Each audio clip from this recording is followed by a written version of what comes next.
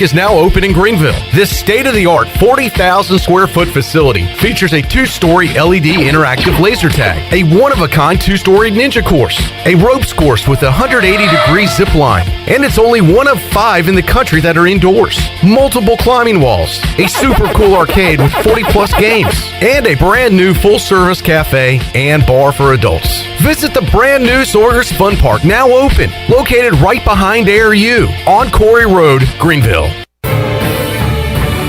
For the latest from the world of golf, tune in every Saturday morning from 8 to 10 for the Golf Shop Radio Show, presented by GolfKnickers.com, the world's leader in traditional golf apparel. Hosts Mark Greenhalgh and Matt Blanchard talk golf from tee to green and everything in between. If you like golf, you're going to love Golf Shop Radio. Before you tee up, drop on in. Welcome to the Golf Shop. Although innovative new resources such as digital media and social networks have grown in popularity, smart marketers recognize that printing is a mainstay. We live in an age of computer hacking, scams, and fly-by-night businesses, so it's reassuring to consumers when they receive printed marketing pieces. It exemplifies business confidence and conveys a high level of commitment. It also fosters trust, which leads to engagement and ultimately brand loyalty. When you're ready to grow your business, come to PIP, where business goes to grow. Chico's Mexican restaurant is where the fiesta never ends. Grab your amigos and head to Chico's every Wednesday for shrimp tacos for only $9.99. Plus Wednesdays means all Mexican imports for only $2.50. Thursdays, enjoy your favorite beef, chicken, or vegetable fajitas for only $9.99. For Mexican food and fun, it's got to be Chico's in downtown Greenville and now available through DoorDash, featuring a half gallon of the famous margarita mix to go for only $9.99. Chico's, where the fiesta never ends. This is Pirate Radio, WGHB Farmville, 1250 and 92.7 FM Greenville, WDLX Washington, 930 and 104.1 FM Washington. The following is an exclusive presentation of Pirate Radio, the voice of the pirate nation. Welcome to Pirate Radio Live. You can paint this one purple! Now live from the Pirate Radio studios in the heart of the Pirate Nation, here is your host, Clip Brock. Alrighty, welcome in to a Tuesday edition of Pirate Radio Live. Clip Brock here with you inside the Pirate Radio studios and coming to you on Pirate Radio 92.7 FM in Greenville, 104.1 in Washington. We're on 1250, 930. You can find us online, pr927fm.com. And you can check us out on video on Facebook Live and on YouTube. Make sure you're subscribed to Pirate Radio TV on YouTube and check out all of our great videos that we have up there, including this show, the Brian Bailey Show. We got Pirate Radio Trivia, putting together a new game soon for that. So we'll have those rocking and rolling and a lot more goodies there for you on the YouTube page at Pirate Radio TV. All right, we got a big show for you today. We've got some guests to get to, including WITN Sports Director Billy Weaver. He'll join us in about 15 minutes on the Fixed NC Live line. We will talk to Weave about everything going on in the world of sports, and he joins us coming up in just a little bit. At 4 o'clock, Nolan Knight from WNCT Channel 9 will be on, and we'll talk some Wood Ducks baseball with the play-by-play voice of the Woodies, Matt Davis, as they return home for a home stand. So talk some Woodies baseball, local sports, and everything else with Nolan Knight coming up at 4. Matt Davis also part of that hour, as well as will be Stephen Igoe at 4:40, as he will come on and I guess talk about this baseball game that's going on right now.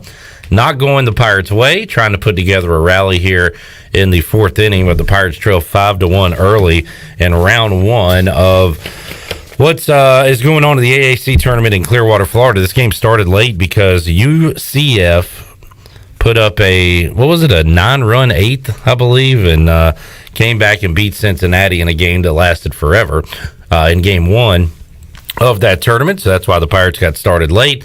They're playing right now down 4 to Memphis in the 4th inning. Tyler Smith unable to get out of the 3rd inning of this game.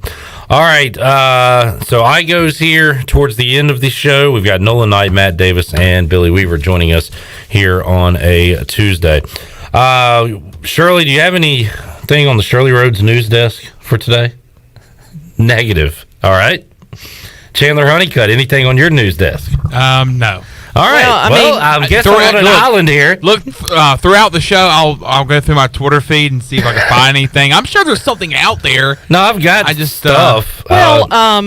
Chris Johnson has, of course, the news came out yesterday. Of course, that whole thing with Julio Jones asking for a trade from the Atlanta Falcons. Well, Chris Johnson seems to think that Julio would be a perfect fit for the Tennessee Titans. And he even put, Titans, let's go. We need Julio. The Titans finally have a premier receiver in the form of A.J. Brown. Yeah. It's like they've been needing one for a while.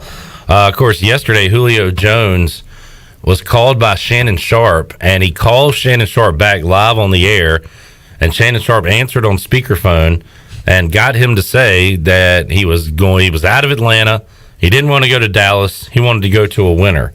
So all that was said live on the air. I haven't seen anything come out after that if Julio was upset that all that got caught on live TV, or if he knew his agent he was new on live TV or what. But that was a pretty unique experience there, getting an athlete to talk on live TV. Not really in an interview form. He's just talking to a friend. It seemed like we were eavesdropping on like somebody having like on a phone, a private conversation, like a restaurant. Yeah. Like, hey, what are they talking about over there? That's literally what it was. It seemed like. Yeah. And Julio literally sounded like he was just having a regular conversation with Shannon Sharpe, like it was nothing. And then apparently Shannon Sharpe did tell him at the end of that segment, saying, after everything had been said, hey, man, this is, I don't know if you knew this, but this is live television. Yeah. Steve says right now Memphis is committing a total burglary. A burglary. Oh, burglary.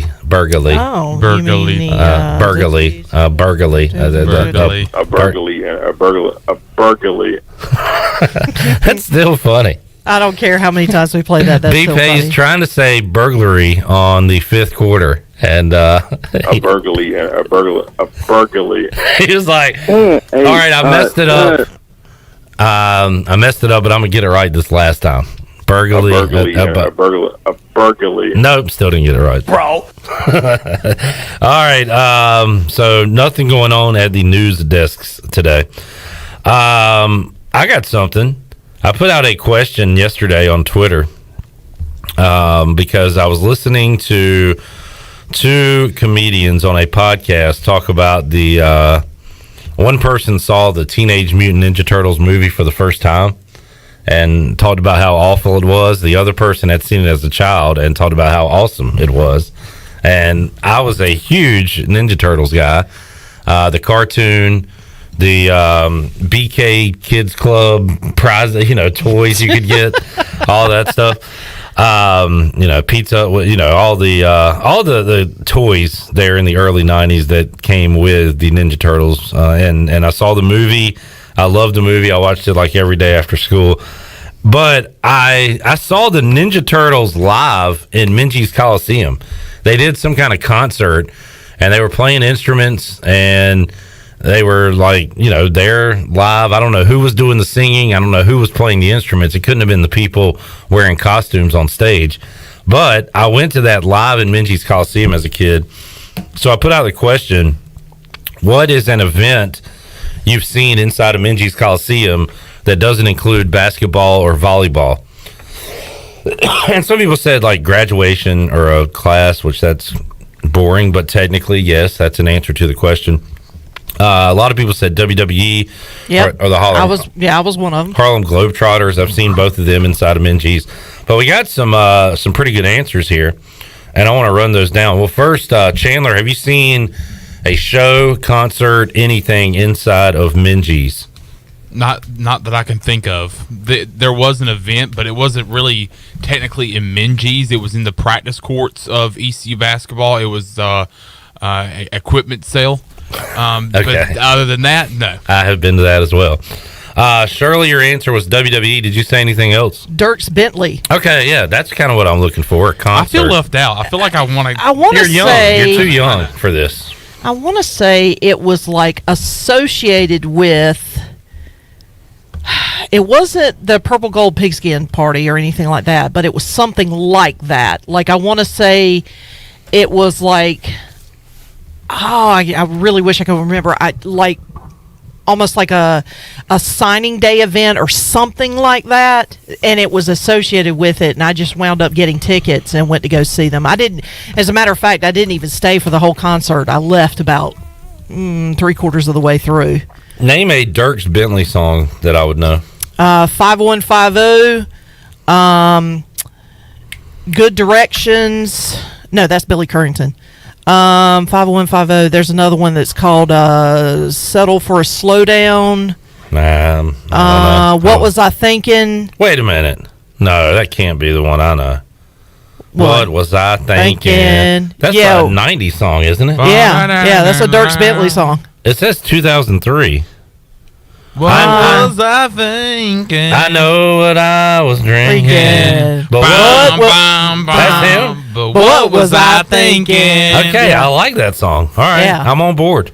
So I mean, it was an entertaining concert, but it was getting late, and those were the days where I got up at an ungodly hour, and I had to go home early.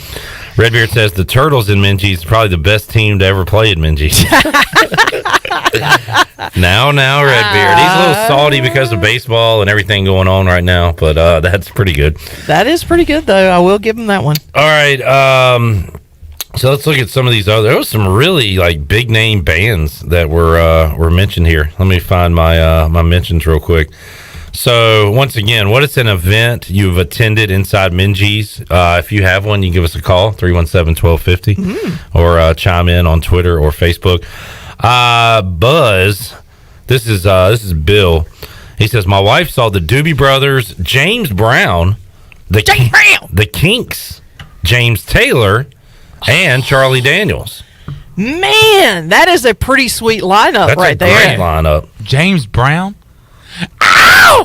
Jump back! Kiss myself! Get on up! Don't do it! In hot tub! Where's Steve Rockefeller? Jeff Lebo! He says, my only concert at Minji's is the Avett Brothers, and I saw Brad Paisley in the rain in the Minji's parking lot. Oh, yeah, I remember that one. Yeah. So, yeah. I didn't get to that was when I was in school. Yeah, I remember that. I didn't go to it, but... Let's see. Sharonda saw WWE. Sharonda! She said it was when Stone Cold and Sable were still in the WWE. I don't remember. Did you actually see Stone Cold and Minji's? Did he really do the house shows then? I don't know. I remember because Zach, my oldest nephew Zach, was probably about 8 or 9 years old when I went and saw it. So that sounds about right, but I honestly don't remember who was in that show. I've seen we left before Roman Reigns that one year, but I saw Bray Wyatt versus Dean Ambrose in like a hardcore match in Minji's, which was pretty cool. We saw AJ Styles in a cage match the last time we went. We had the front row seats there with Troy D and the crew. That was a lot of fun. Roger saw the Allman Brothers. Oh, that's awesome. Okay. Government Mule, Charlie Daniels Band, 38 Special, Marshall Tucker Band. That's a heck of a lineup 38 there. Special, that would be a fun concert. Roger the State fan coming to Minji's Coliseum to see great live music. Bubba says he was in Minji's during a lightning delay for football games against UTEP and North Carolina A&T. Not necessarily I remember the UTEP one. I do too. That was Thursday night, right? I was in the press box, and it was it like a Thursday night game? It was definitely a night game. It was blowing around. Yeah, it was. It got crazy. It was like the start of the Shane Carden era here at ECU. Alex says I was at that Ninja Turtles concert. Donatello gave me a headband at Carolina East Mall the day before. What a brag. That was awesome. Oh, that's got to be awesome. Though. What a brag. Way to go, Alex. Do you still have that headband? If so, let me see a picture of it. Pics or it didn't happen. Michael says Kentucky Headhunters and Little Texas. I want to say okay. I've heard of Little Texas. God bless Texas. I've That's been that's a little Texas. message. All right, I like that song. Kentucky Headhunters. I don't know much about Kentucky Headhunters, and I am embarrassed to say that I know way more about country music than I should, considering I'm not a big fan of it. I don't know much. Here's an interesting one from a former ECU basketball player. A pop star. I don't know, pop star. I'll let Shirley describe her music. A person and a musician caused ECU to practice at D.H. Conley for a little while one year. Fiona Apple. Ah, Criminal. I'm feeling like a criminal. Yeah, Fiona Apple. She caused the ECU. This is why we needed a practice facility back then. Because when Fiona Apple comes to town, ECU had to travel to D.H. That was like a practice. alt-rock kind of genre, I guess, is what Fiona falls into. Didn't Wiz Khalifa perform at ECU at one point? I believe so. That was because that on caused campus. because that caused a big stink. That was on campus at the right place or the right. Okay, so right not in auditorium. Minji's. Okay. Dixon, the Bedbreaker Davis, saw OAR. He played for Homecoming to a fairly small crowd. One of the best concerts I've ever been to.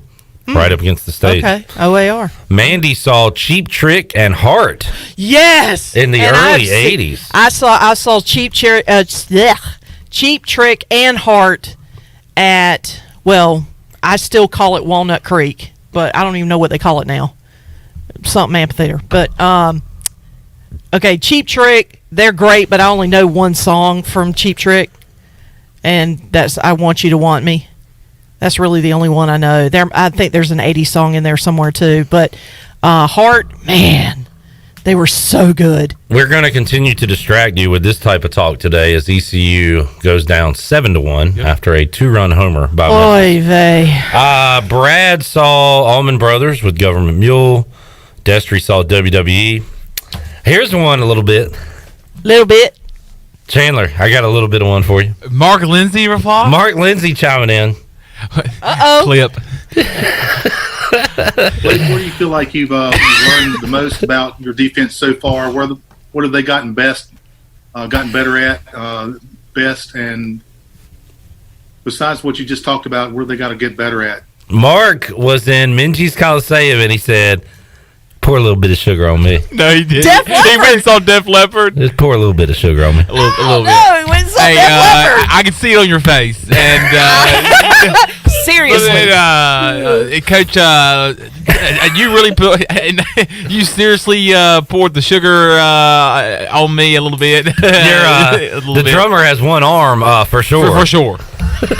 Seriously, Love Bites. I can see it written all over your face. This band is getting serious. These songs are serious. This crowd is serious. Seriously, we're seriously playing that guitar. Mark Lindsay saw Seriously, Def rock it. Leppard in 1983. Nice. So there you go. I would not have pegged Mark Lindsay as a Def Leppard fan.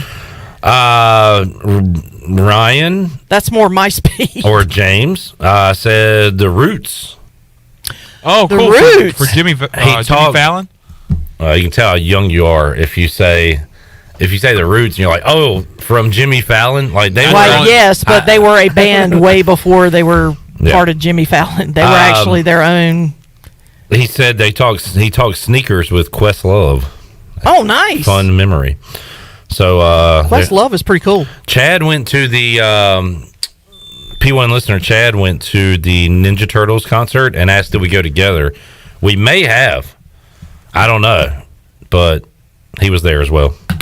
Oh. Jay saw Jimmy Buffett in 1988. Oh, Jimmy Buffett. Now, let me tell you something, and I know a lot of folks around here have probably seen Jimmy Buffett, but if you never have, you need to put that on your bucket list, because I had always wanted to go to a Jimmy Buffett concert, had long wanted to do that, which, by the way, it is now a home run derby, apparently. Holy, yeah. I'm going to cuss before this is over. So anyway, having said that, I was always told Jimmy Buffett concerts are unlike any concert you've ever been to. Think of like the wildest party you've ever been to. It doesn't match up to a Jimmy Buffett concert. And I blew people off. I was like, yeah, sure. I've been to some pretty wild parties in my day. So, yeah, no, they're telling the truth. I have seen some grown folks put on some outfits I have never seen grown folks put on. And so when they say it's a wild party, it really is a wild party. Steve said he saw Leonard Skinner and Allman Brothers about 5 years ago. At Minji's? I remember the Allman Brothers being there. I don't remember. Like 5 years ago? Leonard I don't remember Skinner? that at all. I don't remember that at all. He said he saw Fleetwood Mac several times. Are you talking about in Minji's? Maybe. Tyler said Ace Hood, Future, and Lee Bryce. Help me out with those people. Okay, Ace Hood. Future sounds like a rapper. Yeah, Future is he's more of a singer than a rapper, but he's an R&B singer. No, I'm thinking of The Dream. No, Future might be a rapper. Ace Hood is a rapper, I know. Okay. Lee Bryce is a country music artist, I believe. Lee Bryce is an American singer-songwriter. Okay. All right. Well, thank you, Tyler, for chiming in. That's interesting. Oh, yeah. Steve said not in Minji's. We're talking about Minji's Coliseum here. Minji's Coliseum. Yeah, Minji's. What was he talking about? Just seeing bands in general. Oh. Naming bands he knows. Redbeard says Tim Floyd put on a show in Minji's when he was tossed. He had to be escorted out by the police. That. Oh, okay. Because I was like, who is Tim Floyd? He was UTEP. He put on a hell of a show. That's right. I forgot about that. All right. So there you go. If you'd like to chime in with more acts or things you've seen in Minji's, you can do so. I just remember when, because speaking of that, because I remember, I'm a Barton grad, and somebody had put out something on Facebook about bands that had visited or played at Barton, and I didn't realize there were some big name bands that played over there. And I mean, you're talking about a very small school. If you've ever been to Barton, Barton is a very small campus. It's very minuscule compared to ECU, but they had the likes of like the Eagles, the Doobie Brothers, Hootie and the Blowfish, but right before they really got big, they performed there. They had some major artists that come out there and played, and I even saw some great comedians over there. Carrot Top performed there multiple times. Margaret Cho performed there quite a few times, although I think a lot of us were questioning the fact that both comics performed in the chapel, which I thought was pretty ironic and I thought it was ironic and very interesting, because I'm like, their brand of comedy does not needs to be in a chapel. So, and I think they kind of figured that out and put us in the gym after that. But there's some big name bands come through here, and so it's interesting to see the list of bands that have come through and played at Minji's. All right, let's take a time out, Shirley. We got to call Billy Weaver. We'll talk about what's going on in the world of sports with him. We'll talk about Memphis going back to back home runs against ECU. That's 3. 9-1 is the score. This is outrageous. We might just be talking about a lot of nonsense on today's show to get us through this. Hey, let's talk music. Hey, that's a universal subject. We can kill 3 hours on music. Billy Weaver joins us when we return after this.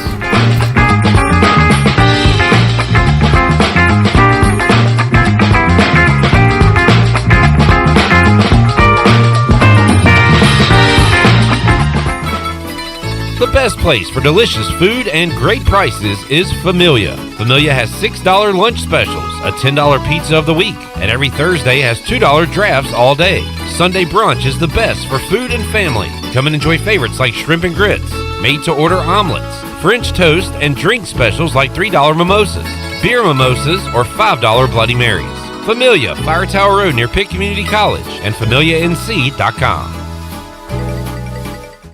Hey Pirate Nation, this is Gray Williams from the Pitt County Pirate Club, inviting you to join us on Saturday, June 19th for our first annual Cornhole Tournament presented by Miller Lite. There will be 2 divisions to compete in, the Advanced and the Competitive. Each division will have a doubles and a singles bracket. The total payout for the tournament will be $4,800. Hurry, space is limited. Sign up today by going to Eventbrite and searching Pitt County Pirate Club Cornhole Tournament or finding us on Facebook. Go Pirates! In studio today with Dr. Shondell Jones from Kinetic Physical Therapy. Dr. Jones, you guys can help people with any aches or pains. Yep, we sure can. As it's getting warmer, we know more people are outside, wanting to be more active, and we know spring sports are in play as well. And so if you've got a knee or ankle injury, whether it's just a strain or a sprain, we've got specialists there to treat the weekend warrior and the athlete. For more information, visit us online at kptonline.com or call us at 364-2806. Did you know time spent outdoors can help improve your children's health and bring balance to their life? The Outdoor Heritage Advisory Council invites you to join the Patch program. This program is for any child under the age of 16 and includes activities like fishing, hunting, and hiking. These are just one of the many ways you can earn the exclusive patches from the Outdoor Heritage Council. For more information on how to sign up and get your adventure started, visit outdoorheritage.nc.gov. What the heck was that? There goes Chuck from Naughty Dog again, so pumped about the awesome things at Naughty Dog, he runs around town screaming with excitement. Naughty Dog releases 2 to 3 beers every month, has food trucks every Friday and Saturday, wine specials every Wednesday, plenty of indoor and outdoor space to enjoy, beers to go with curbside pickup, and just launched the new Koozie Club. Be sure to ask about that on your next visit. Naughty Dog Brewing Company on Main Street in downtown Winterville, and be sure to follow Naughty Dog on Facebook and Instagram. At Jimmy John's, we don't make sandwiches. We make the sandwich of sandwiches.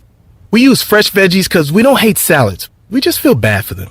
We make our sandwiches exactly how you want because you're the one who's eating it. And we bake bread all day, every day because stale bread isn't bread. It's croutons. Sandwich history is written by the victors. Good thing we have legible handwriting. Jimmy John's, the sandwich of sandwiches. Order pickup or delivery on the app. Hey Pirate fans, it's time to get that yard done right with the new John Deere mower from Quality Equipment. Our premium lawn care lineup is what every homeowner needs this spring. A John Deere will change the way you mow with easy-to-use attachments, effortless steering, and intuitive controls. Right now, save up to $700 on X300, X500, and X700 series mowers. Learn more at QualityEquip.com and get quality done right. Offer ends 10/29/21. Some restrictions apply. See dealer for details. What's the big deal? Where can you get pizza, bread twists, specialty chicken, and more for just $5.99 each? Is it at Domino's? He hands off hand-tossed pizza and a marble cookie brownie. He's going! There's a lot of variety on the radio and at Domino's too, where you can mix and match 2 or more. $5.99 each at Domino's. 2-item minimum. Pan pizza, bone-in wings, and bread bowls will be extra. Ask for this limited time offer. Prices, participation, delivery area, and charges may vary. This is former ECU baseball player and mayor of Greenville, PJ Connolly, and you're listening to Pirate Radio, the voice of Pirate Nation.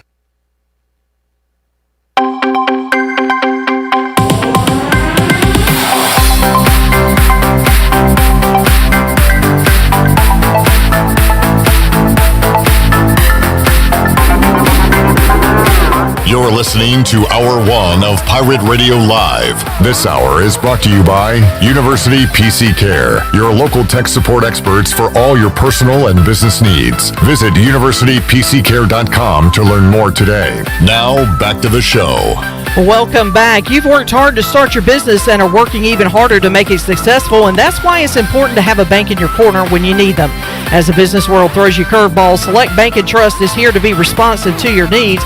Select Bank's team of local bankers can make local decisions and cares about you, the customer. Get the business services that are right for your business today with Select Bank & Trust, Bank Local, Bank Select.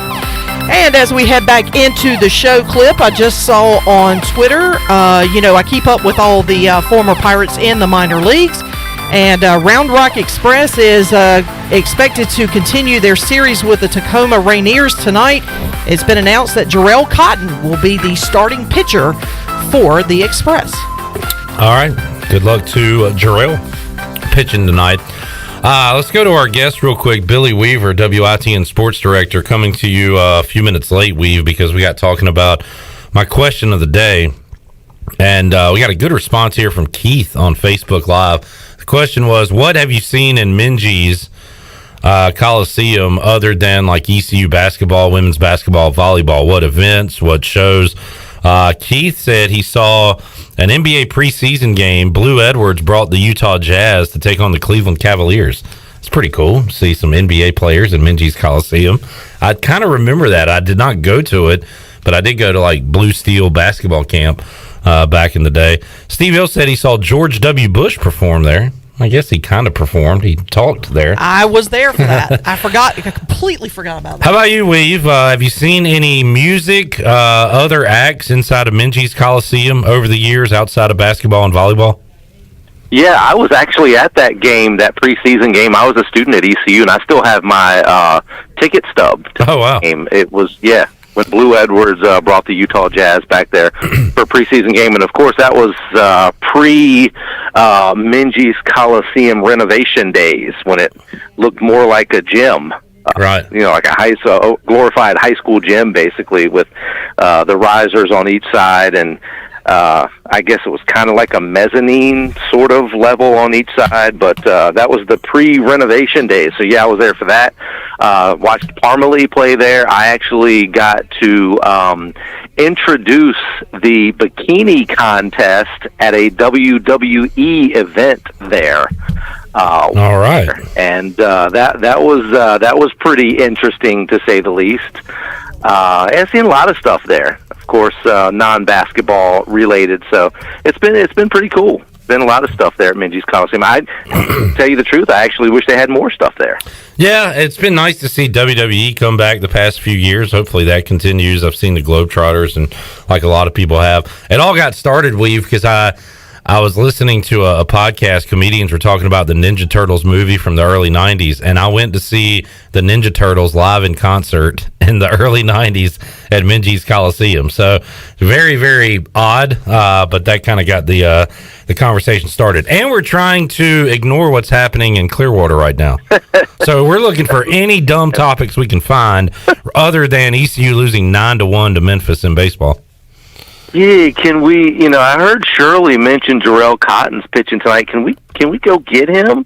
Can we get in the time machine and back us up a couple hours and fly in Jarrell Cotton or somebody? Because, man, I tell you what, you turn it on and you're thinking, okay, Connor Norby starts this thing off right. Yeah, it's going to be awesome, and then. And Tyler Smith goes 6 up, 6 down. Like everything's going fine through 2 innings. Yeah, and then just all what breaks loose, and then they go to the 5th inning and hit 3 home runs in the 5th inning, and they're up 9-1, and you're thinking, what in the world is going on? Yeah, so I'm shocked. I really am shocked. I did not see this coming at all. When Connor Norby, like I said, when Connor Norby led off the game with a home run, I thought, okay, this top-seeded team, they won the regular season.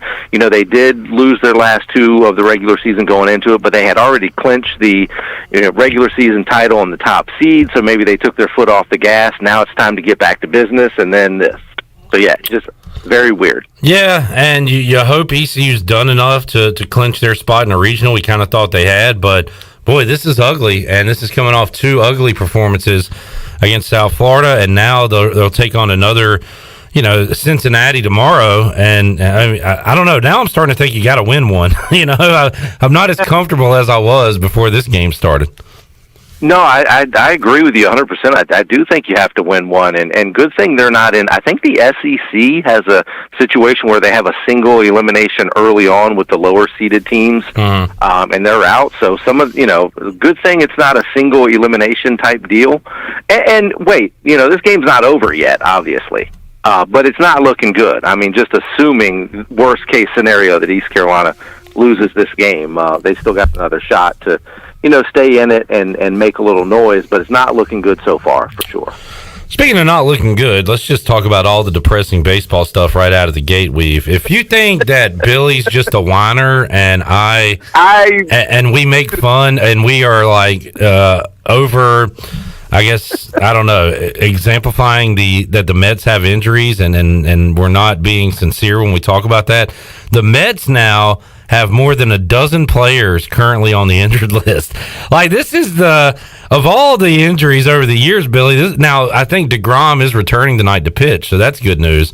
But over a dozen guys on the injured list for the Mets, Weave? No, it's 16. That's well over a dozen. Yeah. It is the most in Major League Baseball. They lead the league in injured players right now with 16. And believe it or not, they have a one-game lead in the National League East. And Francisco Lindor can't get out of his own way. The guy, out of all the starters in the lineup, he's hitting the where he can't even get to 200. So how they're winning games, I don't know. It's beyond me. So that just goes to show you they've got some talent on this team. They've got some depth on it. With 16 guys injured, it's astronomical. And I kid about it going into every year about it being the same old Mets that they're going to be in first place early on in April and start the decline in May when they start getting injured, and then they're going to end up with everybody on the injured reserve list by June, and then before the All-Star break they're out of it. Here we go again.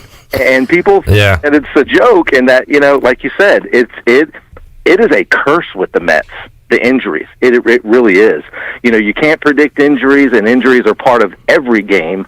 But it's just crazy. 16 guys on the injured reserve list, or either injured or nursing injuries. And like you said, DeGrom, he's still on that list because he's expected to come back tonight, but he's still dealing with a rib issue.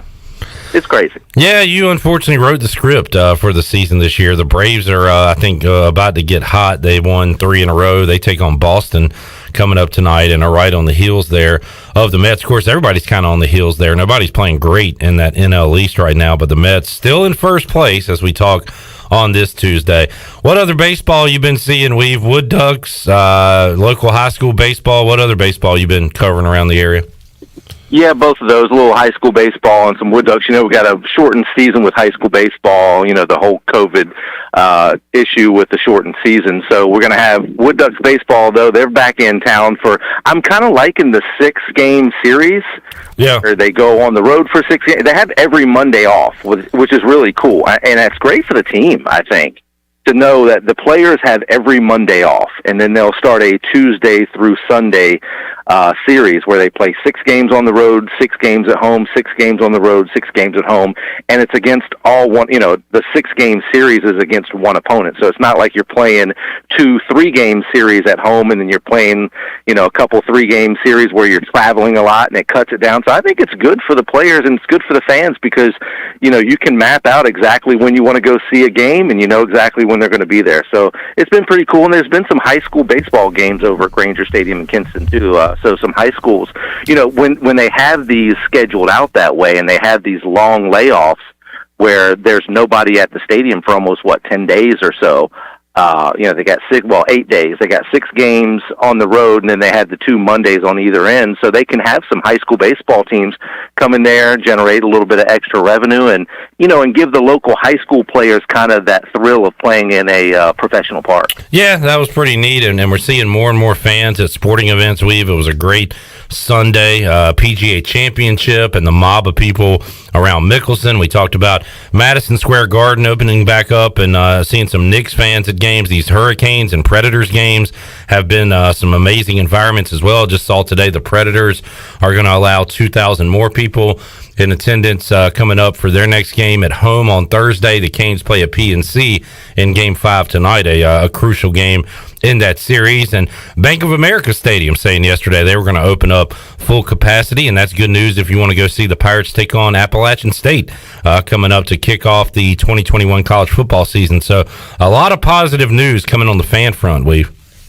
Yeah, and I thought that was the case for football, at least. That when I think we had talked a few weeks ago, and you're asking if I thought that we would be kind of back to normal, which I guess normal would be 100% capacity at football stadiums in the fall. And I think with the way we're going, absolutely. And it's nice to know going into summertime that we're on the right track, and they're already announcing football stadiums and venues for the upcoming football season that are going to be 100% capacity. So that's awesome.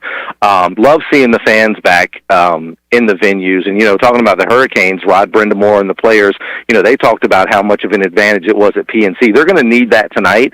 God, man, tough way to lose 2 games in double overtime as well, going on the road. But the Nashville Predators, they're a good team. Carolina had dominated that series. They won 6 out of the 8 regular season series against Nashville. But once you get into the playoffs, and Nashville's a great place for hockey as well. People, they're kind of one of those sleeper teams, and people in the hockey world and outside. Looking in, think, okay, well, it's Nashville. It's just like Carolina. They got a great fan base. They get very loud, and so that makes a big difference. It's going to be this one's going to go right down to the wire. And I thought Carolina could win this game maybe in 5 or 6, and man, this thing may even go 7. It's been a fun series. The Hurricanes losing those heartbreakers in double overtime in game 3 and 4, but we shall see what happens tonight in PNC, which has been fun to see those home crowds at both venues get behind their teams. Billy, I want to talk some NASCAR with you, and we'll recap the Circuit of the Americas that went on in Texas on Sunday. But first, let's hear from Kevin Harvick. And I guess Kevin Harvick, he's been around a long time, I would assume, Billy, and you can correct me if I'm wrong, a very well-respected voice in the sport at this point in his career. And here's what he had to say regarding the racing and the conditions on Sunday. We don't have any business being out in the rain, period. So, all I can say is this is the worst decision that we've ever made in our sport that I've been a part of, and I've never felt more unsafe in my whole racing career, period. That is Kevin Harvick talking about the conditions and the decision to keep racing. I think it was a scary moment involving Martin Truex Jr. Weave, but got a little out of hand with the weather there. They stayed on the track. Eventually, they called it. Chase Elliott gets the win. But how much did the weather kind of impact the feeling of that race there on Sunday? Oh, it did, and I heard that when I first heard the soundbite with Kevin Harvick, I kind of chuckled a little bit because I think he over dramatized it just a little bit. Worst decision NASCAR has ever made, and I've never felt as unsafe in my life. Now, that's a little over dramatic, and I think he was doing that just to prove a point. With that being said, I do agree with him because the conditions were horrible. The cars, even with radial tires on there, with windshield wipers and brake lights, something that was just weird to see for me. As a true NASCAR fan, seeing windshield wipers, I like the radial tires, and NASCAR fans have been talking about running in the rain, and NASCAR drivers have been talking about that for years and how easy it is just to throw on radial tires, and then when it gets sunny outside, throw the slicks back on. And I understand that. It's just weird to see the windshield wipers and the third brake or the brake light that just always seem to be on in a weird position in the left side of the drivers. I don't know. That was just very weird to me. But with that all being said, there were some, that course, there was ponding basically on that course at times. And, some of the shots that FS1 had gotten of all the water just, those cars were actually looked like boats at times and actually threw up rooster tails, which is crazy. So I think NASCAR did overstep it a little bit by leaving those cars out there, and it was a dangerous situation. I agree with Kevin on that situation. But as far as driving in the rain, earlier this year, we saw that at Daytona. I think they ran in the rain a little bit on the road course, so it works in NASCAR. I think that is just one of those situations where when it rains really, really hard, you got to draw the line there and bring out the red flag. So. Billy, we got the marathon race coming up on Sunday, 6 o'clock. They'll race late into the night at Charlotte Motor Speedway, and this is a test of endurance here. Who are a few guys you're looking at in Charlotte on Sunday night? Well, you got to look at all the Hendrick drivers. These guys have been on fire. All 4 Hendrick drivers this year have gotten wins. Of course, Chase Elliott, he's becoming a road course master, and he's definitely going to eclipse Jeff Gordon's road course record of victories in NASCAR. And with that being said, of course, Jeff Gordon, when he was racing, there was usually only 2 road course races on the schedule. We got like 6 or 7 of them on the schedule now. So, of course, Chase Elliott's going to have more opportunities to get Jeff Gordon's record. But speaking of records, Hendrick Motorsports tied Petty Enterprises this past Sunday when Chase Elliott won on that road course in Austin, Texas. They have 268 wins now as a team at Hendrick Motorsports. That ties Petty Enterprises for all time. Petty Enterprises, they held that record. That was something that was pretty impressive. Of course, the King, Richard Petty, had 200 of those wins, which nobody will ever eclipse that personal win record. But as a team, that stood from 1949 to like 2008, I think it was. So it's a record that stood for a long time, but I would imagine one of those guys may end up winning the Coca-Cola 600. Like I said, all four of the Hendrick Motorsports drivers right now are in the playoffs. They can kind of let it all hang out, and they've always run very well at places like Charlotte, Talladega, Daytona, and some of those bigger tracks. So I'd look for a Hendrick driver, and maybe Kyle Larson. He's one of those guys. If I had to pick one right now, I think I'm going to go with Kyle Larson. Billy Weaver joining us on the Fixed NC Live line. Weave, what's the rest of your week look like? We got hopefully a regional coming to East Carolina in a couple of weekends, so that's exciting. How about between now and then? What are you looking forward to covering and watching on TV?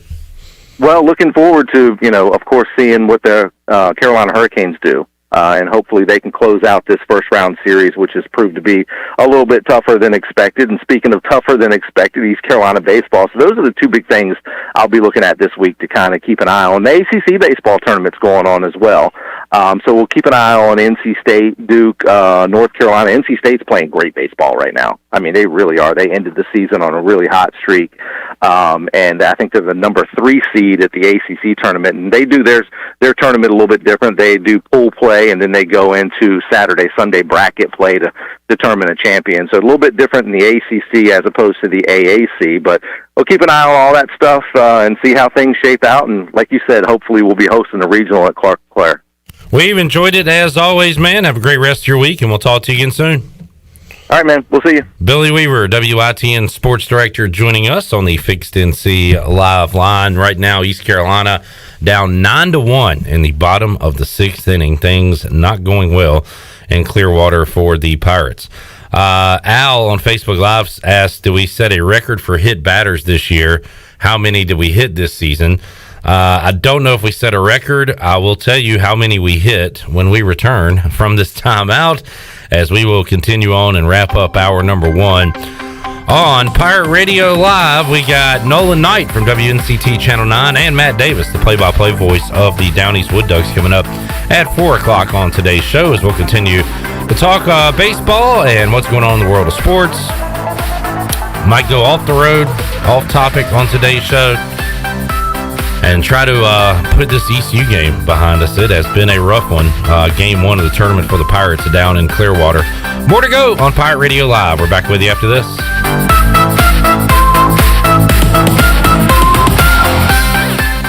Hey Pirate fans, this is Cliff Godwin. Summer is here, and I want to invite your son to attend Cliff Godwin Youth Camps. We will offer 3 sessions the weeks of June 28th, July 12th, and July 26th. All camps will be held at Clark LeClaire Stadium, and campers will get baseball instruction from members of the 2021 ECU baseball team. Campers will also play games, and each camp ends with our famous Pirate Slip and Slide. Full day and half day sessions are offered. For more information, visit cliffgodwinbaseballcamp.com. See you there. Go Pirates. The best place in Greenville to unwind after work and have fun is AJ McMurphy's. AJ's has daily food and drink specials and an awesome patio perfect for some outdoor dining. Stop by AJ's on Monday for open mic, music on the patio on Tuesday, sports trivia with me, Clip Brock, on Wednesdays, and music bingo on Thursday. AJ McMurphy's, Turnberry Square at Bells Fork, and on Facebook, Instagram, and Snapchat.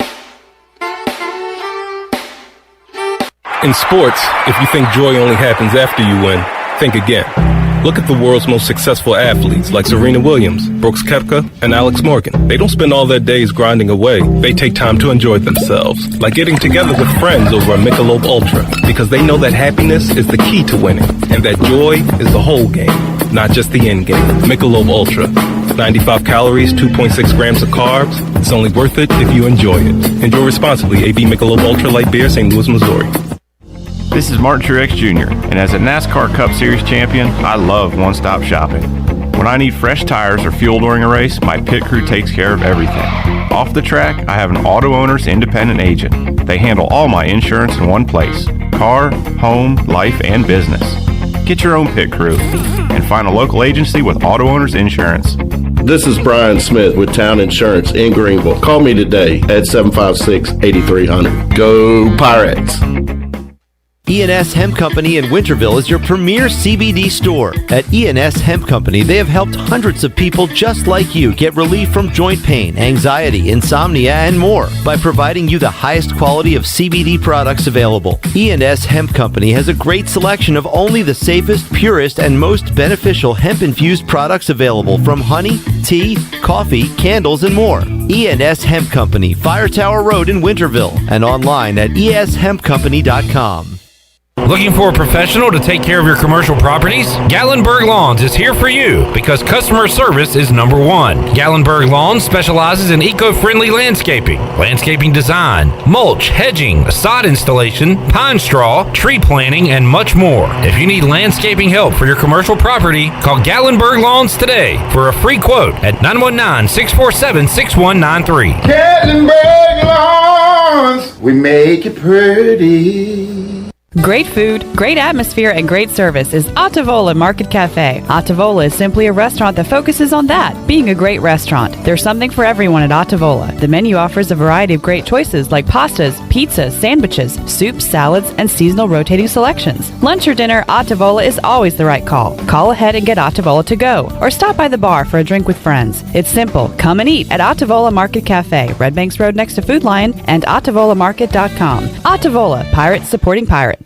This is Mark Washington with Max Sports Performance at Max Fitness. Our facility has reopened and is following all safety protocols. The best thing you can do to strengthen your immune system is, of course, to work out and exercise on a regular basis. I can assist you as your performance coach. You can also enjoy the benefits of a private facility. Avoid the crowds and work out at Max Fitness. Now is the time to get healthy. Max Fitness, just off Highway 43 in the old Ace Hardware building behind Speedway in Greenville. Call me, Mark Washington, 902-4877. This is Tim Doust, ECU Football Special Teams Coordinator, and you're listening to Pirate Radio, the voice of Pirate Nation.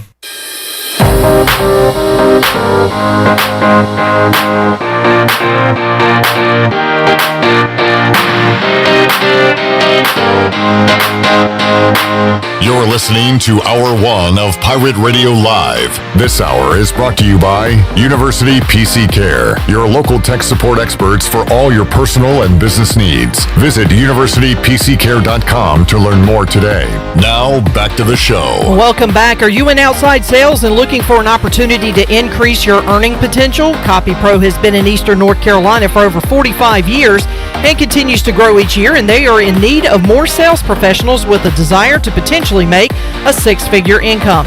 Do you have what it takes? Visit copypro.net today to submit your resume and to learn more. Now let's head back in to Pirate Radio Live. Here is your host, Clip Rock. Back with you on Pirate Radio Live here on a Tuesday. Clip Brock, Shirley Rhodes. I'm looking at a picture of me and my arm around Shirley Rhodes. We are at a Down East Wood Ducks baseball game. That popped up on my memories on Facebook. Memories, man. I need to get a new hat that looks like that. I miss that jacket. We're just looking at our clothes. We got to make another field trip to historic Granger Stadium and take Chandler Honeycutt with us this time. I agree. Chandler, I agree. Make sure that should be fun. You're along for the ride. Absolutely. I would be extremely hurt if I was not invited. We got to make sure that Rick Smith goes with us like last time. That was fun. Because that would be fun. I mean, that's a whole lot of, that's going to be like a whole lot of content right there. Actually, I'm not going to go unless he's going. You know what would be even more fun is if we went and then Chandler was at home and saw the Facebook picture post and he wasn't there. No, in fact, this morning when he'd be like, dude.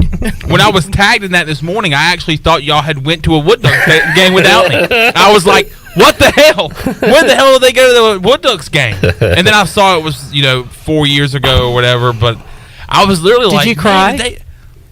Did I cry? Yeah. I mean, if I would have found out that y'all actually went to a Wood Ducks game without me, yes, I would have cried. But then I found out it was 4 years. I mean, you cry. But at first thought, I was like, they went to a Wood Ducks game without me. Now, I've been the only one around here going, hey, almost every day I was like, hey, we got to go to a Wood Ducks game. We got to go to a Wood Ducks game. And I was like, I know these people did not go to a Woodland game. We did not. We did not We do didn't. that. That was like 2 years ago, 3 years ago. How 4 years long ago? 4 years. 4 years God, ago. it's been 4 years. Yeah, it's been 4 years. So Wow. we got to go back. Four scored 4 years ago. Al on Facebook Live, a bit tongue-in-cheek, asking, did we set the record for the most hit batsman in the season this year? I don't know if that is the case or not, but I can tell you that going into this game, ECU had hit 61 batters, which is a large number. And I know Tyler Smith hit at least one today. I don't know if there's been more than one, but I saw at least one earlier in this game. So that is way too many. And it really all got out of hand today when Smith couldn't find the strike zone because he went 6 up, 6 down. Pirates got a double play in the second inning. He had thrown 12 or 15 pitches in 2 innings, and ECU's up 1-0. Pirates are cruising, and then, man, it all goes to crap. The wheels came off the bus. And they have continued to do so because right now it is 10-1 in the 7th inning. Memphis taking it to the Pirates, and this stinks for multiple reasons. Selfishly, it stinks for me because now tomorrow's game will be on during the show, and I won't be able to talk to Corey Glore or Malcolm Gray or Brian Bailey because they will be at the game watching the game. Yep. So, we're going to just do the same crap again tomorrow. We have to find other things to talk about other than ECU baseball for 3 hours. We can always make an impromptu trivia. Bryce Williams will be here. That's good. Yeah, we could test. We could do a little trivia with Bryce. Trivia with Bryce? That should be interesting. That might be kind of fun, actually. I'll come up with some questions. You got to set a timer on there on answering the question. Didn't I end the show last Wednesday with a question? Yes, you did. The question was, what was his favorite movie? He's had a whole week to think about it. And I guarantee you, he hadn't thought about it yet. No, he hasn't. So I'm going to ask him at 5:01 on Wednesday to give him 59 minutes to think about it. So I'm going to be very impressed if he comes in here prepared and has the movie that he chose and thought of for a week. Joe Dirt. Dukes of Hazzard. Here's one. Let's guess Bryce's favorite movie. I'm going to go Dukes of Hazzard's good. I'm going to say Joe Dirt. Shirley, what's your guess? I'm going to go with, I want to say it maybe something water related. Okay. Water World. All right. Kevin Costner's Water World. Just because it popped up into my brain when I was watching a trivia thing with you earlier, and they had a picture of Kevin Costner. That's right. And he was a part of a supporting cast. You had to guess the movie based on the supporting cast, and Kevin Costner was one of the actors. And I went, I don't remember hardly any movie he was a supporting cast member in. And I'm thinking to myself, I'm like, the only one that's popping into my head is Water World or Dances with Wolves. Tyler says what would be funny is if we took Chandler oh God, to Granger Stadium and he bought $100 worth of face stuff again. Great callback, Tyler. Wait, where'd Chandler go? No, it was $150. I think Chandler went to go get us some beers. He'll be back in a second. Chandler comes back, no beers. Hey guys, but I got this great none of our product. money. Yeah. I spent all you guys' beer money on this face cream. I'm passing vendors. I'm like popcorn, corn dogs, beer, facial cream. That's where I want to be. That's exactly. I'm hungry and I'm thirsty, but I'm hungry and thirsty for some facial cream. What if it was the same guy and he's like, "Hey, bud. Oh man. Everything was going great. Thank you for that donation you made to me all those years ago, but I'm back on hard times again. Yeah. I need your help." And I would go, "Hey, buddy, I got you. I'm your guardian Lucky angel. for you, I brought $500 to this baseball game." That's only $250. No. Here, take it all. Take it all. Take all. Yeah. Oh, please. All right, let's. Good one, Tyler. Good one. We'll get a break in. We will come back as Memphis scores another run. Is there a run rule in the tournament? I hope so. I'm ready for this damn thing to end. Yeah, no kidding. It is 11-1 in the 7th inning. The Pirates hoping to host a regional next weekend. This is not how you go about doing that. No, not by a long shot. Starting to get a little nervous? It's kind of like we're given the ingredients and we go, you know what? nervous? I'll have to hit that when Steven's here later. Yep. What ingredients you talking about there now? It's like we were given ingredients to how to host a regional, and we just crumble it up and say, I know how to make this myself. And then we burn and then it. you forget how to make it. It's not good. Not good. The good thing is that we have another game after this. Yeah, but you don't want to burn up all your pitching either. Cincinnati on the clock if ECU does not come back in this ball game. All right, we've got Nolan Knight joining us, or is it Knight? It is Knight. Okay, you pronounced the K at the beginning? Okay. Nolan Knight will join us. He's got an interesting jersey on. We'll have to ask him about that. And more when we return on Pirate Radio Live here on a Tuesday. Back with you after this.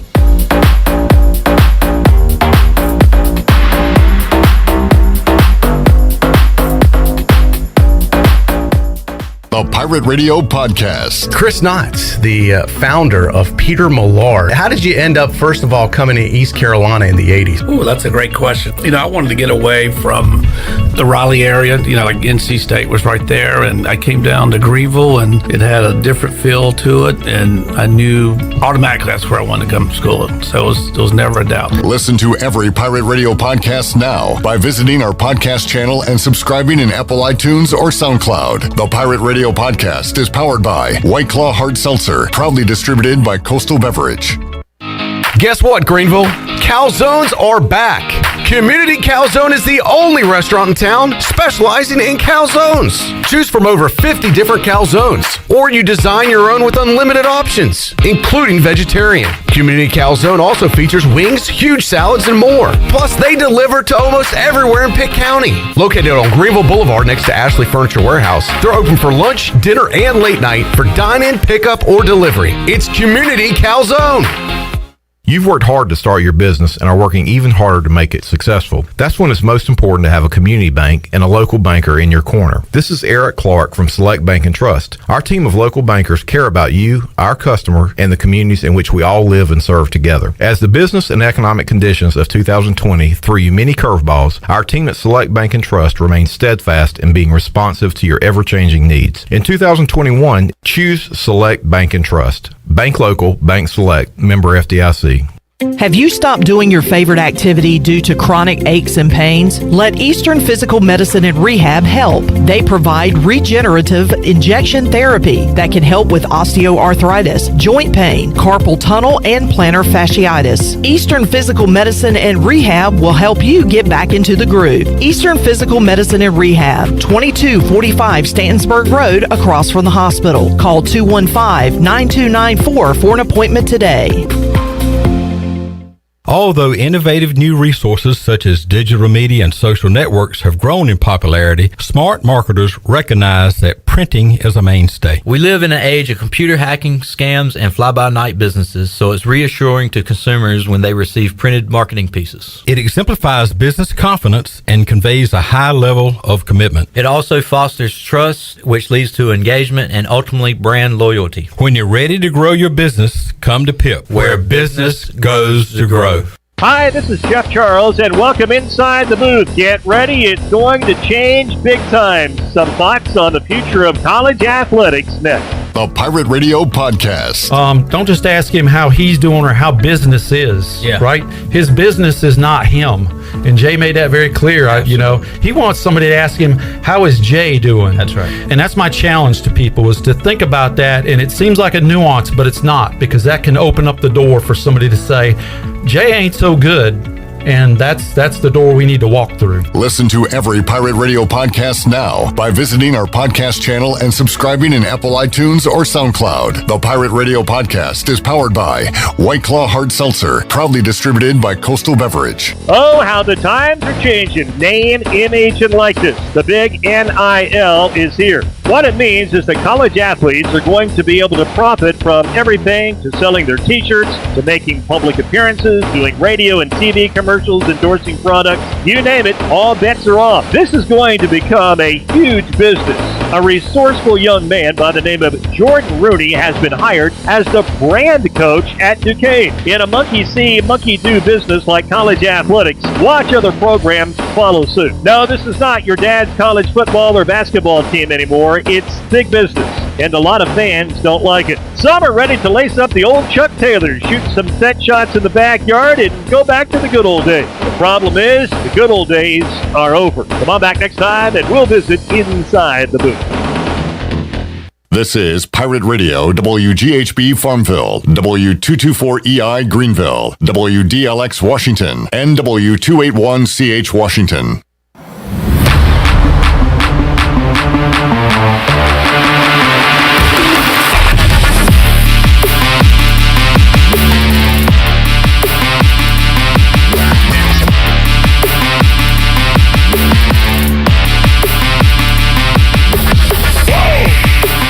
You're listening to Hour 2 of Pirate Radio Live. Now, back to the show. Welcome back. From sales to service, Greenville Auto World has all of your vehicle needs covered. Shop all of their inventory now at greenvilleautoworld.net.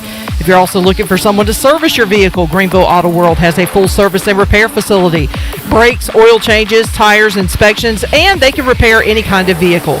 Greenville Auto World, across from Speedway at Bells Fork, and online at greenvilleautoworld.net. Thanks to Tim Sutton and Jim Rogers of Greenville Auto World for their participation and sponsorship of the program. Now let's head back in to PRL. Here is Clip Brock. All right, Hour 2 of Pirate Radio Live here on a Tuesday. Clip Brock here with you.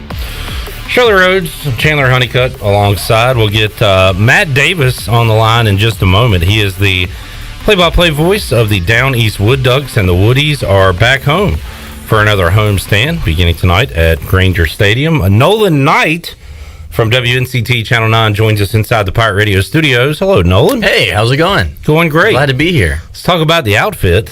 Yeah. I like the Touchdown Friday hat. Their own brand. Yeah, you know, the hair wasn't really helping the circumstance over here. So you got radio hair today? Definitely. Okay. Definitely did. Let's talk about the Sultans jersey. Sultans jersey, yeah. Now, what is that? The Green Bay Sultans, 1996 Pioneer minor league baseball team. So why are you wearing it? Why do you own it? One of my first internships when I was in college was the play-by-play voice for the Green Bay Bullfrogs. Okay. Up in Green Bay, Wisconsin, and they had a bunch of them down there, and I was like, these are pretty cool. Can I have one? And they let me take one home. Gotta like the swag. Good stuff. Exactly. So what were the Green Bay Bullfrogs? What was that? They're now the Green Bay Booyah, which is a soup, I guess. And they're not like Stuart Scott Booyah. Yeah, when they announced it, I thought that's what it was, but no, it's a chicken soup, and they play in the Northwoods League, which is a collegiate wood bat league. Up in Green Bay, up in Wisconsin, Michigan, and Minnesota, way up there. Okay. We'll be talking some Tarboro River Bandits baseball coming up on Thursday with their owner, Wayne Turnage. So a little wood bat Summer League baseball talk coming up here on Pirate Radio Live. And we're getting all the baseball in we can get right now. East Carolina, unfortunately, things not going their way. They do get out of a bases-loaded jam, but Nolan 11-1 as we head to the bottom of the seventh, and I don't know anybody that was expecting this on this Tuesday. Yeah, it was definitely a surprise, and you know, at first I was like, oh man, like this couldn't be going worse. Of course, Brian Bailey, he's down there in Clearwater right now. I know did his show live down there yesterday, and but you know, you got to lose twice, so you know, maybe you got to get one out of the way, and you just got to win out from here, I guess. All right, trying to be positive. It's not single elimination. There's plenty of time. The Wood Ducks are back home, Nolan. Some other baseball to keep an eye on. And the play-by-play voice of the Woodies is Matt Davis. He joins us now on the Fixed NC Live line. Matt, how you doing today, man? I'm good. Glad to be back home after 6 more days away. That's right. What do you think about this? And we asked you about it last week, Matt, the schedule. You know, not ideal. I think you put it best when you said that you're not going to complain about anything as long as they're baseball. That's as long as baseball's going on. Is that your philosophy this year? It will be my philosophy moving forward. But we all know the worst thing that can happen, and you got to be grateful for any little bit. So, you know, I'll take it. If it means that, you know, we got something to do, I'll take it. Nolan, I know you've been to Granger Stadium this year and covering the Down East Wood Ducks, and it's great to see fans back at historic Granger Stadium and just give an option for families that want to go out, see a baseball game, and have a fun night. Yeah, when I first moved here in North Carolina, that was really the only thing going on was the Wood Ducks, and that's I enjoy minor league stadiums, and it was a lot of fun. That first summer, I guess that was 2 summers ago now, but so far this year it's been incredible how many fans are there. I mean, it's been packed there those first 6 games at Granger Stadium, and I'm assuming it will continue to be packed as people finally get out of their house for the first time. It's great to go out and see any kind of baseball, but especially winning baseball. And right now the Wood Ducks have yet to lose a series. They win the series over Charleston. They got Fredericksburg coming up tonight, 7 o'clock. First pitch at historic Granger Stadium. And Matt, this team continuing to play good baseball, winners of 2 straight heading into tonight. Yeah, I mean, they're looking good. Like you guys said, they haven't lost a series. They split against Carolina, and that's really the closest that they've come so far to losing a series. And it's kind of weird to say that you can lose a series and still win 3 out of 3 games. But that's the crazy schedule we have this year. But again, everybody's getting used to it. We're all doing the same thing, so it's an even playing field. Everybody's got 6 game series, so it's you see the same team and you kind of get their nuances. And the pitching for the Wood Ducks is they've been really good. They've leaned on their bullpen heavily. I think the splits right now for the bullpen innings versus the starters innings, it's about 92 2/3 innings for the relievers, and the starters have only gone 65 1/3. Again, that's everybody getting used to throwing innings again after 600 days away, so that's to be expected. But I mean, I'm really impressed with what I've seen from the pitching staff so far, and even the bats are starting to come around a little bit. You see that the Down East Wood Ducks in total are hitting 206 as a team, but a lot of teams are hitting around the 200 line. So it's more of just who can score runs when it matters, and the Wood Ducks have been able to do that. They score early, and when they score first, they haven't really lost too many games. I think when they score first, they are 11-2 when they score first, and then they push 3 runs across in the top of the 9th on Saturday to win 3-2. So it's just been clutch hitting for them. They're hitting 206, but when it matters, they've been doing what they need to do to win the ball game, and that's what's most important right now.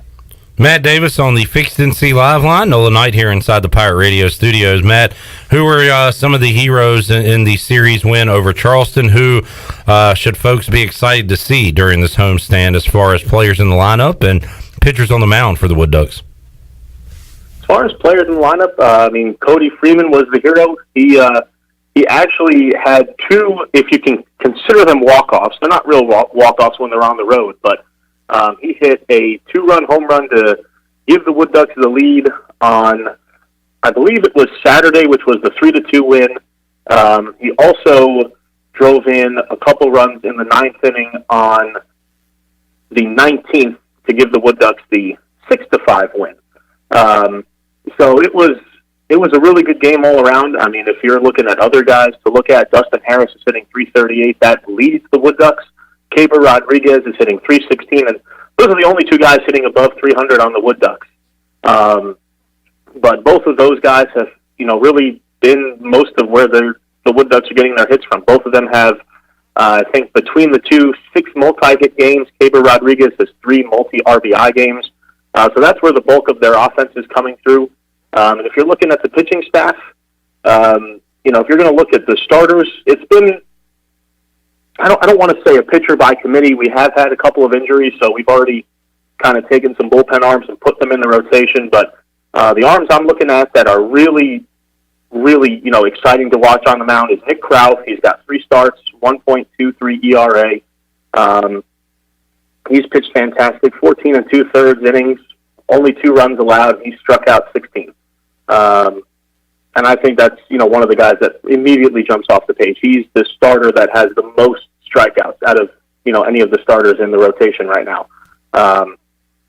And so those are the guys that I'm looking forward to, and I hope that everybody comes out. But, you just look up and down this roster, and there's a lot of good guys on this roster. Hey, man, I haven't gotten a chance to talk with you yet since I've been at the games and stuff, but you've been doing a great job. To talk a little broadcasting with the 6-game series, it's so strange that, that's a long time to play the exact same team. Are you running out of storylines on Game 6 and things to talk about by the 6th time that you're seeing the same lineups over and over again? I wouldn't say that I'm running out of things to say. When you play a team 6 times, each game is its own story. So you pick up things to talk about in the game, which, again, if you play it right, and I learned this from Kurt Bloom, the voice of the Birmingham Barons, when I went to the University of Alabama. I had the pleasure of interviewing him, but it's all about rhythm and pacing and picking your moments, when to choose and what to talk about. And that's why we make game notes, so I know exactly what I want to talk about when. There are times where I might repeat myself, and I can feel myself repeating myself, but you probably have people tuning in at different times, so I don't worry if I'm hearing it for the 3rd or 4th time, because there's somebody out there that could be hearing it for the first time. And that's the way that I look at it, is there's always somebody probably listening to their first game or the first game of the series, and I always feel like the more that I say to people, whether it's the same or not, it could mean that it's really important. But I think it's just picking and choosing your moments of when to say something and when not to say something, so you don't run into that situation where you run out of storylines. And even this year, I know that I haven't been able to tell a bunch of stories. I'm still waiting to, be able to talk to the guys face to face, or 6 feet apart at least. So hopefully, once we kind of get into this season a little bit further, we're only 18 games in, so I think that as the season goes on, there will always be more to talk about, so you don't run into that situation as much. Matt, always something going on at these games, and Thirsty Thursday, fireworks, and I saw some great pictures from Dogs and Dogs at the ballpark. The last time you guys did that, you got that coming up on Sunday. What events should fans look out for coming up during this homestand? Well, I'd say one of the biggest is it's the final time that the Kinston Indians will make an appearance. That's right. It's officially being retired. The name Kinston Indians is being officially retired, so this will be the last weekend. It's going to be on Friday and Saturday. We'll be wearing the Kinston Indians throwback jerseys. There's also a Dog Bowl giveaway on Saturday. So dogs will be allowed at the ballpark on Saturday because of the Dog Bowl, but it just won't be the same promotion as Dogs and Dogs on Sunday. Friday fireworks, I think that's obviously one of the biggest. Who doesn't love fireworks nights? And there's not a lot, but there's a couple several sprinkled in throughout the season. So I think that if you're going to want to catch any games this homestand, come out on Friday for fireworks, come out on Thirsty Thursday. If you happen to be at the game on Wednesday and the Wood Ducks win, you come back the next homestand, and that ticket for the Wednesday game gets you in for free if the Wood Ducks win. And then obviously, who wouldn't want to see the Kinston Indians play for the final time?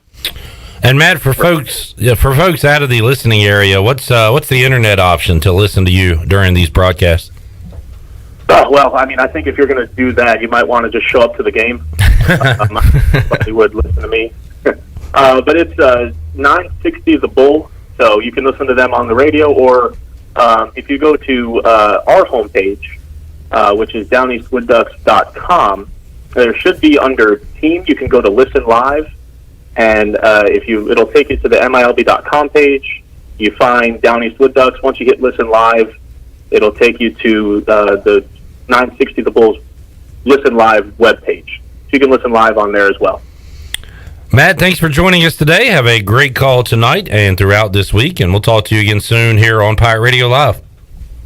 Thanks, Cliff. I appreciate it. All right, there is Matt Davis. He's the play-by-play voice of the Down East Wood Ducks. We had that Facebook memory today we were just talking about a moment ago, where the Pirate Radio crew was at a Wood Ducks game 4 years ago, and we got to get back. Nolan, have you I know you've gone in a working capacity. Yeah. Have you gone out where you can drink a beer and hang out? I have not gotten the chance to enjoy any baseball game, even an ECU game. I've had to. I'm sure. Have you been to an ECU game where you're just hanging out? I have not. Exactly. No. You get pigeonholed into working, and you enjoy it while you're there. Sure. When you're working. And we kind of got into this so we could go to free live sporting events, right? That's one of the perks of getting into this field. But then when you get there and can't enjoy all that it encapsulates, it is kind of sad. What I've started to do? I'll admit, I have not always been the biggest baseball fan, and sometimes I'll get a little hangry when I'm out there in the sun, and I'm like, man, it's just taking forever. It's an 11-1 ball game, and what I've started to do, I've started to buy food there and eat while I'm working, and that has just made me so much happier when I'm at these games. Yeah. Just don't mix in a cold beer. No, of course. Mountain Dew is what I've been going with recently.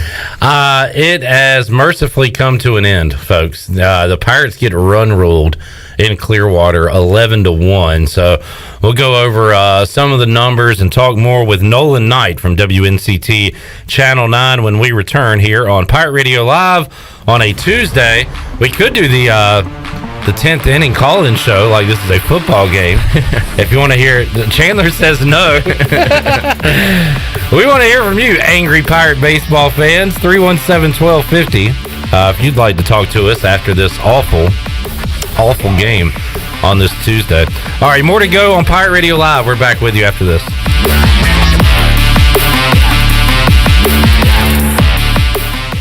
This is Stephen Igoe. You've heard from me plenty on Pirate Radio Live and perhaps have read some of my work on HoistTheColors.net. Now, get an extension of our in-depth coverage on the Hoist the Colors podcast. From game previews to immediate post-game analysis to emergency podcasts for breaking news, we've got you covered. A cast of guest co-hosts from fans, former coaches, and other writers join me for 2 podcasts weekly to break down all things ECU athletics. Subscribe to Hoist the Colors now on Apple Podcasts, Spotify, or Google Podcasts. Hey Pirate Nation, this is Gray Williams from the Pitt County Pirate Club, inviting you to join us on Saturday, June 19th for our first annual Cornhole Tournament presented by Miller Lite. There will be 2 divisions to compete in, the Advanced and the Competitive. Each division will have a doubles and a singles bracket. The total payout for the tournament will be $4,800. Hurry, space is limited. Sign up today by going to Eventbrite and searching Pitt County Pirate Club Cornhole Tournament or finding us on Facebook. Go Pirates! Hey Pirate Nation, this is Tom Brown from Brown & Wood Buick GMC Truck. We've been serving the Pirate Nation in Eastern North Carolina for 83 years. We have 4 brands, 3 generations, 2 showrooms, and 1 goal to make sure you leave a happy customer. This month at Brown & Wood, get a 2021 Cadillac XT6 and save over $4,750. And as always, Brown & Wood is the home of the lifetime powertrain warranty. We're located on Greenville Boulevard next to the Convention Center, or shop us online at brownandwoodauto.com. Ahoy, mateys! To keep those cars clean, you need the Pirates Cove Fast Pass. Greenville's original express car wash is now offering a fast pass for as low as $19.99. That's 1 pass, 4 locations, and unlimited washes. Visit us in Greenville on Fire Tower Road, Memorial Drive, and East 10th Street, and also in New Bern on Glen Burnie Road. And by popular demand, Pirates Cove on Fire Tower Road is now offering interior cleaning. So we have you surrounded. Pirates Cove, the official car wash partner of ECU Athletics. Fans, be sure to purchase your game day tickets in advance online at woodducksbaseball.com or by calling the team office at Granger Stadium. Ticket prices for Sunday through Thursday are just $7, and Friday and Saturday tickets are $12. To book your group tickets or purchase season tickets, call our front office at 252-686-5154. Book soon for the 2021 season. Opening day is right around the corner on May 11th. Go Woodies! Hey Pirate Nation, this is proud ECU graduate and former baseball player Brandon Manning inviting you to join my team at Farm Bureau Insurance.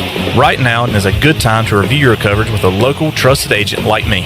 I will make myself available before or after business hours, and my clients always have my cell phone number if they need anything. From home, auto, or life, give me a call today and let's talk about your insurance coverage and about the Pirates. Call 531-1812 and go Pirates! Hi, this is Jason Shepard with The Place, located on the Washington waterfront. The Place is not just a restaurant anymore. We are now the place for great food, great drinks, and great entertainment for all ages. We have karaoke Wednesday night, shag night Thursday, and live music Friday, Saturday, and Sunday, as well as a great patio to enjoy the beautiful weather. Be sure to check out our Facebook page for all the latest information. The Place is located on Main Street on the Washington waterfront in historic downtown Washington. I look forward to seeing you at The Place. Hey Birdland, Orioles 2021 single game tickets are on sale now at Orioles.com/tickets. Tickets are flexible and affordable. Individual tickets start as low as $15. Purchase your single game tickets and choose from popular promo dates, including the Memorial Day beach towel and more. Plus, to make sure your experience is worry-free, we've introduced enhanced game day health and safety protocols. Capacity is limited, so select your dates and purchase tickets now at Orioles.com/tickets. You're listening to Pirate Radio, the voice of the Pirate Nation.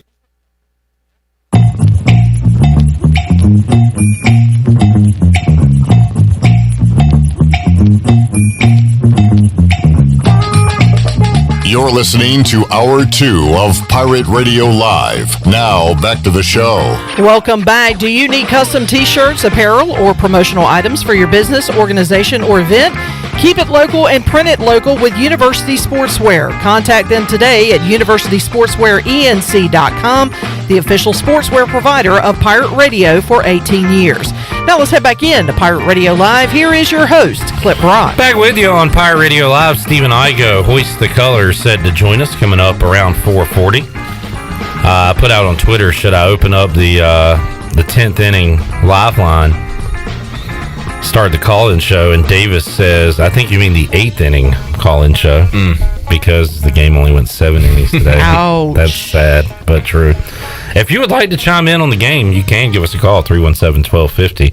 We'll open it up. We've had a lot of negative football fifth quarters in the past 5 years.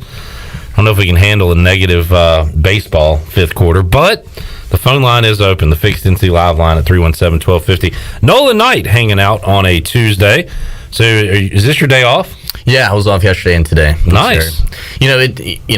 Monday blues for a lot of people, and I'm off, which is great. But a lot of businesses close on Monday, and I was unaware of that until you're off on Monday. So you know what closes on Monday? My favorite Chinese restaurant. Does it? Closed on Monday. Yeah, bums me out. I'll go to Pitt Street for trivia normally on Monday nights. Uptown Brewery, they close on Mondays. It's one of the many places I would like to go, but I can't on Mondays. I went to Drive Shack yesterday in Raleigh, so that was a good time.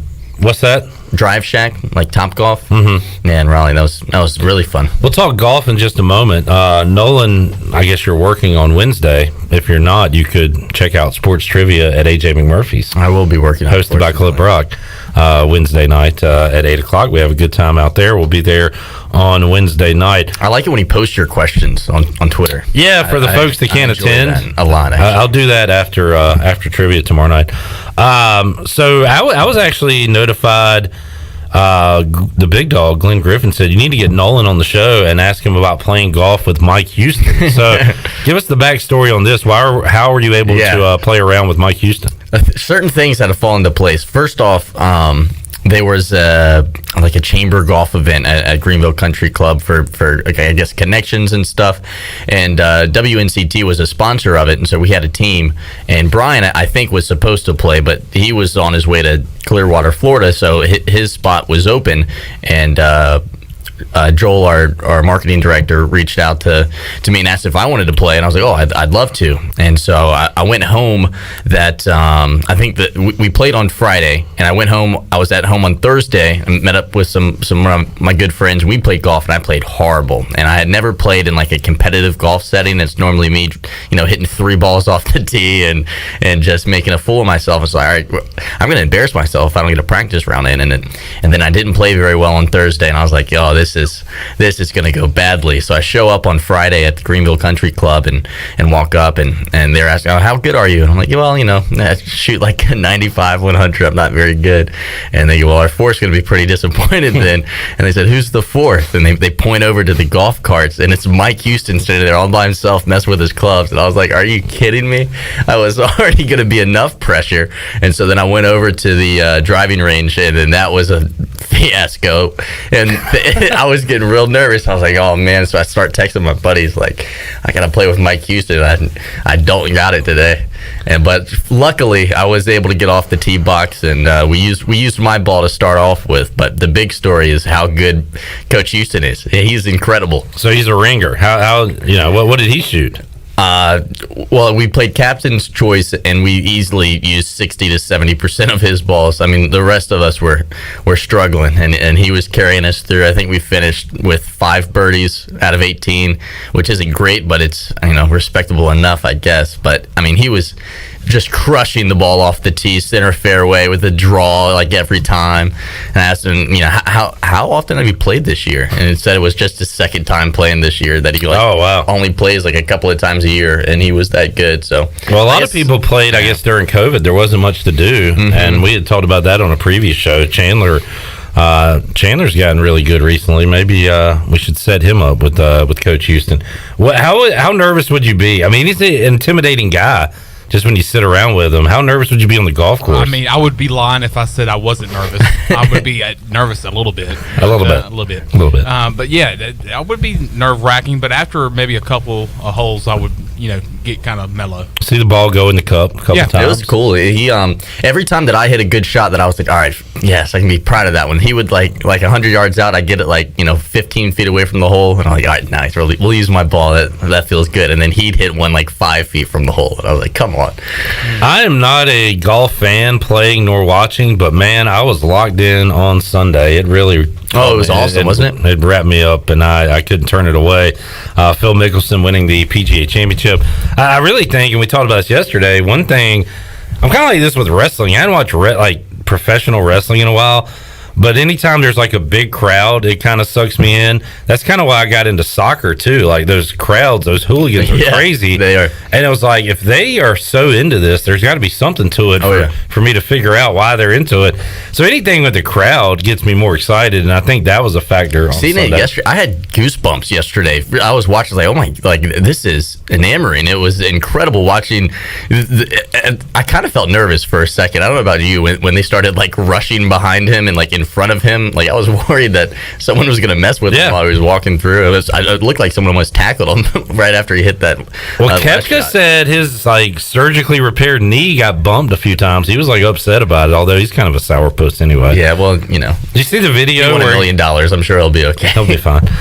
The video where he's talking and Bryson DeChambeau walks by and he does the and as an eye roller, I don't want to be a hypocrite, but it was, I don't know, it was a very childish eye roll that he sent to Bryson DeChambeau, and now I'm just wondering. It's almost good for golf, though. It definitely is, and I'm wondering, is the PGA going to take advantage of this, put them together? For an upcoming tournament? That would be something. I'm sure that nothing would happen, but having some drama on top of everything that happened on Sunday, I think is good for the sport. I think more people are watching it right now than ever. That was awesome to see Phil on Sunday. Hurricanes back in action tonight after losing in double overtime on Friday and Sunday. Yeah, that's tough. And Nolan, they've been good at home, and they'll try to win Game 5 tonight. Been some great crowds both in Raleigh and Nashville for those games, and expecting a madhouse tonight. Yeah, obviously getting a win on the road so hard in the playoffs, and it's just so demoralizing to come so close, twice in a row, especially after they won the first 2 games of the series. I was thinking, all right, they'll probably sweep them at this point. They'll go to Nashville and get some wins, and both times I thought they were going to come back with at least one win, and they didn't, obviously, but the Caniacs will be packed in PNC Arena again tonight. I'm sure that'll help them out. Nolan, our question of the day, I remembered that in the early 90s, I saw the Teenage Mutant Ninja Turtles perform live at Minji's Coliseum. And so I was asking folks what they've seen in Minji's. You've only been around here a couple of years. Anything during your Blacksburg days at Virginia Tech? Did you see anything on campus there outside of a sporting event? Any cool concert or anything? Yeah, I went to a bunch of concerts. I went to Chance the Rapper was not that famous my freshman year, and he came and performed in front of 2,000 people, and so that was pretty cool. And I was a fan of him then. And I don't know how big you are into punk rock, but Bowling for Soup came, and I'm a huge Bowling for Soup fan, and they performed in front of this tiny little crowd as well. So that was really cool. And those guys were the man when I was growing up in elementary school and stuff. And what's the song? 1985. 1985. Girl, all the bad guys want. I know all their songs. I really am a big fan.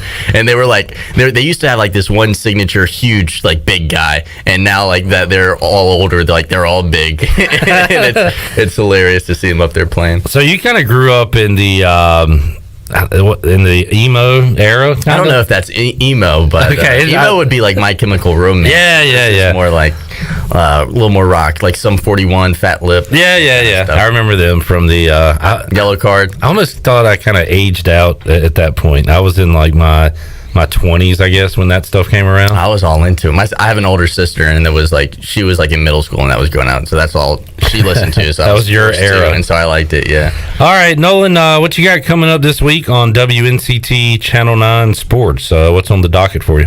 Obviously, the conference tournament down in Clearwater. Brian Bailey's down there, so that's awesome that we've got some boots on the ground down there in Clearwater, and he'll be sending stuff back. I think it's a little, it's a workcation for him. Yeah. He's definitely enjoying Florida down there, but he'll be sending us stuff back every day. And the Wood Ducks are at home this week. I'll probably be at just about every single one of those games. High school baseball's kind of picking up, and what's interesting about high school baseball is they're only playing like 16 games. So if you get one loss, your chance of making the playoffs are really not in a great situation, with Rose, Conley, South Central all having really good teams this year. As the season comes to a close, those games become bigger and bigger, and there's some really good athletes on these high school baseball teams in Greenville, specifically with South Central and Conley and Rose, so that'll be fun. I know Bailey said Melissa and Bella were coming later in the week. I wonder if ECU will still be playing by the time they arrive. I thought about that on the drive over here, actually, if it would be cut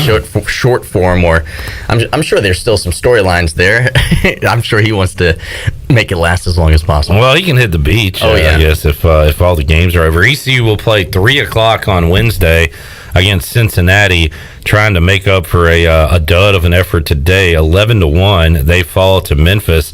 And again, the Pirates, I don't know, we ask everybody, Nolan, do you feel like they're still in good shape for that regional, or do they have some work to do here? I think they're in good shape for the regional, just because the other teams that they lost their last series, or the past 2 weeks, there was a bunch of teams that lost 2 series, I think, that were announced. So I think they're locked up for a regional. I think all of us wanted to see them maybe get an 8th seed in case they did, win their regional, and they would be set up for a super regional. But they've lost their last 3 games going into this now, and so if going into this next game, if they lose that one, I mean, that's a 4-game losing streak going into the regionals. That's not where you want your baseball club to be. Ever since I said that the Pirates still have a shot for a top 8, I said that on Friday, going into right at the beginning of Friday's show, ECU's been outscored 24-3. Yeah. So that's not good. USF and Memphis taking it to the Pirates since they clinched on that Thursday, where they won 2 games against the Bulls. So they got a lot of making up to do here, and hopefully they can get a W against the Bearcats coming up on Wednesday. They beat them 7 out of 8 times this regular season. Mm-hmm. They've seen the Bearcats quite a bit this year and have their number. So hopefully that continues. Nolan, thanks for hanging out with us, man. Yeah, thanks for having me. Enjoyed it. I love coming in here. We'll talk to you again soon. Nolan Knight, WNCT Channel 9, joining us inside the Pirate Radio studios. We'll come back. Stephen Igoe said to join us. I don't know if he's on the phone or coming in studio. I'll find out during the break. We will recap ECU and Memphis and go over some of those awful numbers and have more for you here on Pirate Radio Live on a Tuesday. Back with you after this.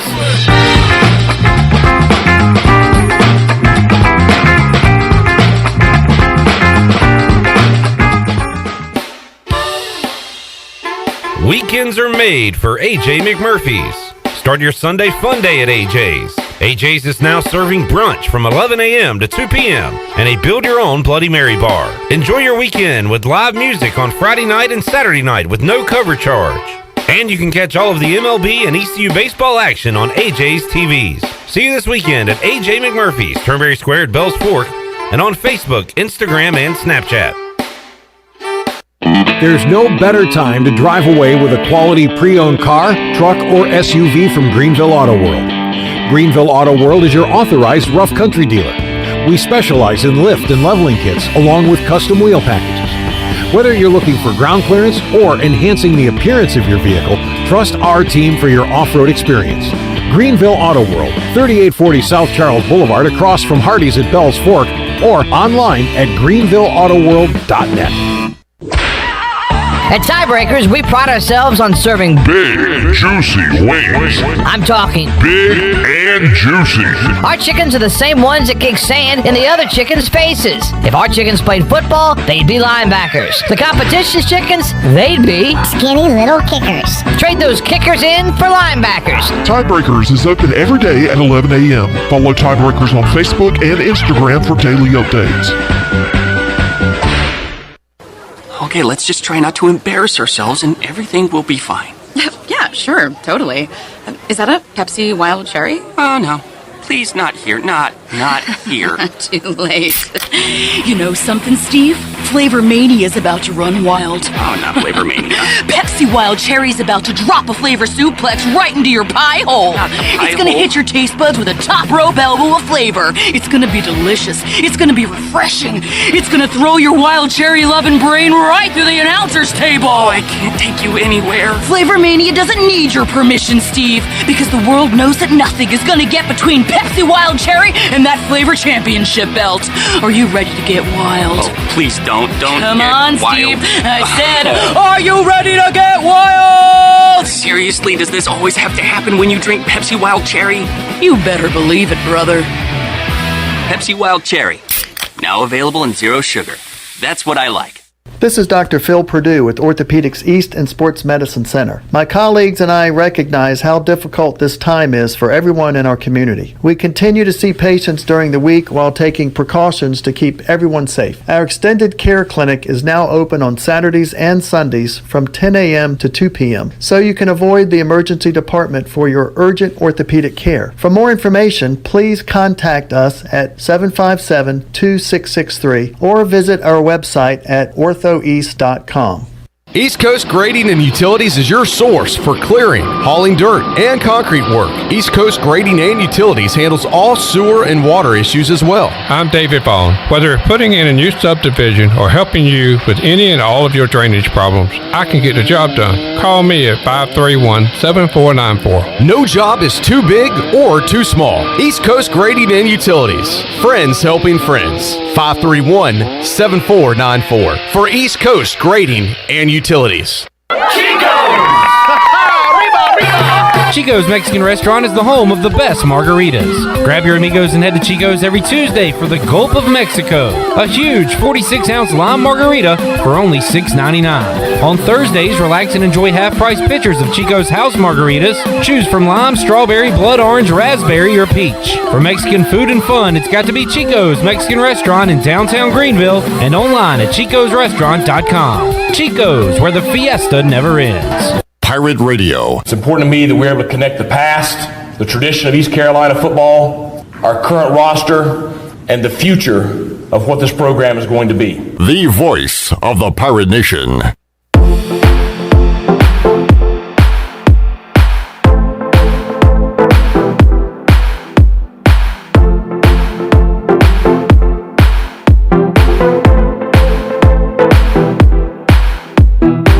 You're listening to Hour 2 of Pirate Radio Live. Now, back to the show.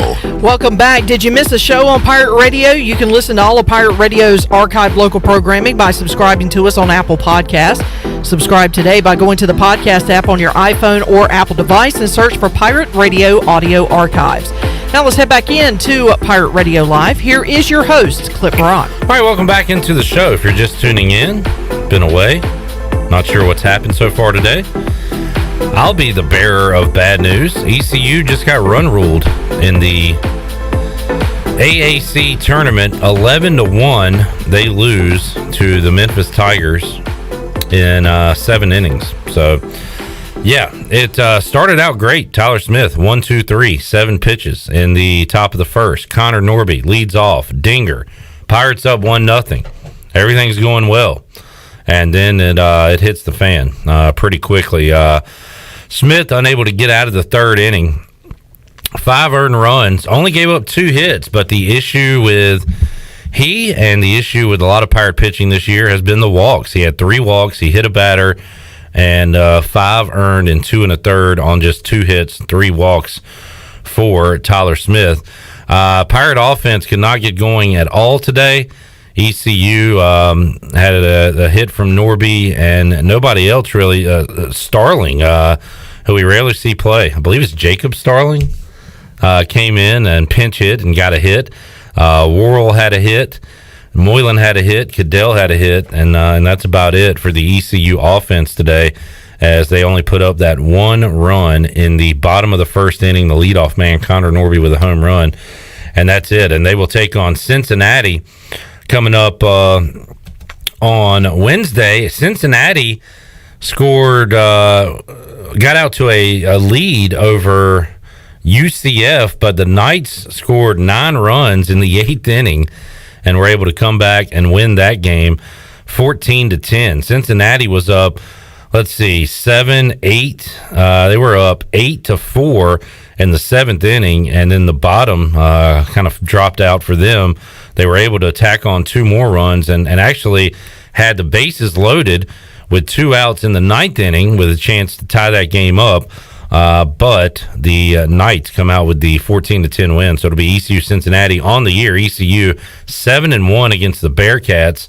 So they've had their number this year, and they'll need it on Wednesday with, assuming, Gavin Williams on the mound, which would be good news for East Carolina. So that's what happened in that one. We'll talk about it a lot more with Stephen Igoe when he joins us coming up in the Pirate Radio studios in just a little bit. Looking at what's going on tonight. Big one in Raleigh. Canes and Predators, Game 5. Canes won the first 2. Predators win games 3 and 4 in double overtime. Is that, a heartbreaker for the Canes, or can they rally back after that and put together a performance tonight at home? PNC Arena will be rocking. Carolina is a big home favorite tonight against Nashville. The Maple Leafs are on the road tonight against Montreal. Maple Leafs leading that series 2-1. That one at the Bell Center coming up at 7:30. Canes will face off at 8 o'clock. They got the late one coming up Thursday night, 9:30 face off in Nashville on Thursday night. So that's going on tonight. Also, the NBA playoffs going on tonight. Igoe's Nuggets picking up a win over the Blazers last night to tie that series up. Tonight, the Celtics look to tie their series up with Brooklyn. That game coming up 7:30 on TNT. The Lakers down 1-0 to the Suns. That's at 10 o'clock on TNT. And I won't get to see Luka because that's on NBA TV tonight. That's stupid. Mavericks at Clippers coming up tonight. Dallas leading that series 1-0. Stephen Igoe has arrived. Hello, Stephen. Hey, Clip. That was unexpected, what happened in that baseball game today. Yeah, man, it's ECU just looks out of it, and I think they've now been outscored 26-3 since winning the regular season title. I think a lot of the issues, the offense has looked bad the last 3 games, but the starting pitching outside of Gavin Williams, they're giving up so many runs early. Specifically in today, I thought their at-bats the first 2 innings were really good. Even, Norby only got, I think, the 1 hit, but there were some line drives, hard hit balls. And then you basically give the team 5 runs, and at that point, you give them all the confidence as an offense.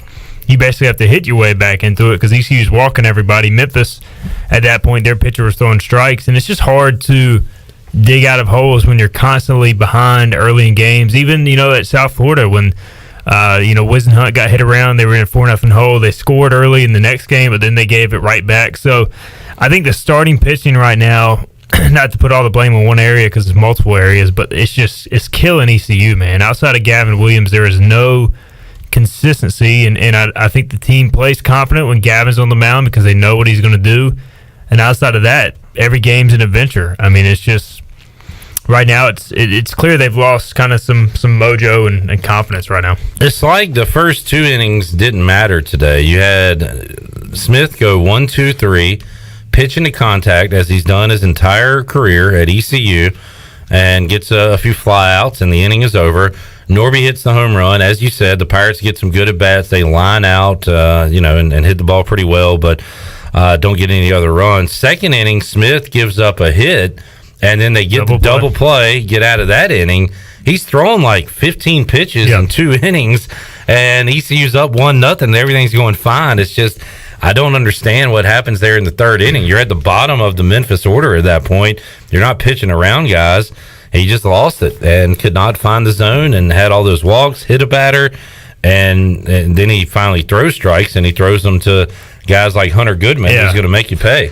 I mean, that's the thing is you got 7, 8, 9. You go walk, hit by pitch, walk. I mean, you just can't. That was where the game was lost to me. I mean, I think again, Tyler Smith's not out there trying to walk and hit people, but for whatever reason, for Smitty, he kind of hits a wall at some point in a game. Seems like usually it's in the fifth or fourth, not the third. And you said it, he's a pitch to contact guy, but at times this year he's just completely lost his fastball command, whether it's the sinker or whatever he calls it, the one seamer, and it has so much movement on it, and I guess he just kind of loses his release point to where it kind of runs high. And it's a constant issue, and then he has to basically go to his breaking ball just to throw strikes, and his breaking ball is more of a get-me-over pitch than a swing and miss pitch. So, yeah, it's just tough right now. I mean, a lot of people are questioning Coach Godwin about not throwing Gavin Williams, which to me is stupid. I mean, you don't throw your ace on 2 days short rest with a regional next week, and a lot of people say, well, Tyler Smith also threw that same day. Well, they're different pitchers. Gavin's a power pitcher. He's out there throwing 98. Smith is more of a control pitcher. And, maybe Smith needed more rest, but at the same time, who do you trust right now outside of Gavin Williams to start? I mean, maybe Wisenhunt. I think his stuff has looked better, but he's still been giving up some runs. So, again, walks have hurt him. But, I mean, at this point, you're kind of at the situation where, like, I almost trust Colmore or Mayhew to start in a regional over anybody else outside of Gavin now in the rotation. I mean, it's just, and it's this way in a lot of places. When you look at South Carolina right now, they're playing for a regional host. They're down like 9-2 against Alabama in the first round of the SEC tournament because you just don't. Many teams in college baseball just don't have pitching depth, and you have to turn around from playing a weekend series to playing on Tuesday. Memphis obviously played because they had nothing to play for. They set up their rotation for the conference tournament. ECU set it up to win the regular season title. But there's no excuse to go out there and lose 11-1. I mean, that's the thing is you just, and that's the one game, that's an RPI killer. Just by losing that game, you drop 4 or 5 spots in the RPI because Memphis has been so bad all year. So it hurts. The Pirates are going to win. They're going to have to score 8-9 runs a game here down the stretch because you don't have the pitching. You don't have it, and it's well documented at this point. So I almost think they're better, winning tomorrow, and it's kind of whatever at that point. I mean, you can't win the tournament at this point. No team has ever lost in the American tournament in the first game and come out of losers bracket and win because you would have to win the elimination game, win Friday, win 2 on Saturday, and then win the championship. So if you win tomorrow, do you get a day off? You get Thursday off. Okay.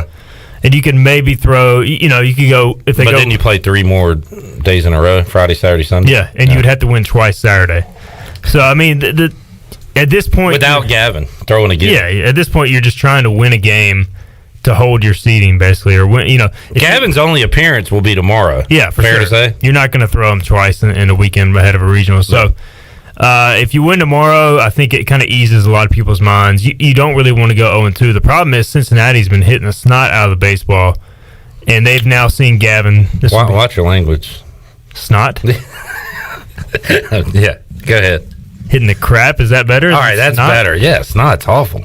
All right, anyways, sorry. Now you maybe lose my train of thought. But since ECU beat Cincinnati 7 out of 8 times, but 5 of those games were close. Probably. And how many did they beat Memphis?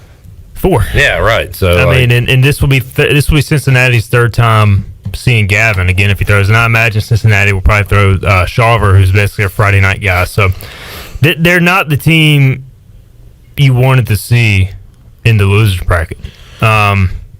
So I don't know. It's tough. I'm kind of rambling here, but I'm still trying to process what we watched. I just didn't expect them to get pummeled like that. Well, you had a good answer to the question, Igoe, that you're going to be asked a lot on Hoist the Colors on Twitter, and until we get to the game on Wednesday at 3:00, you were asked, what does it look like now for a regional? Could ECU drop to a 2 seed? And you said the body of work holds more weight than a few games, but you don't want to leave it in the hands of a committee.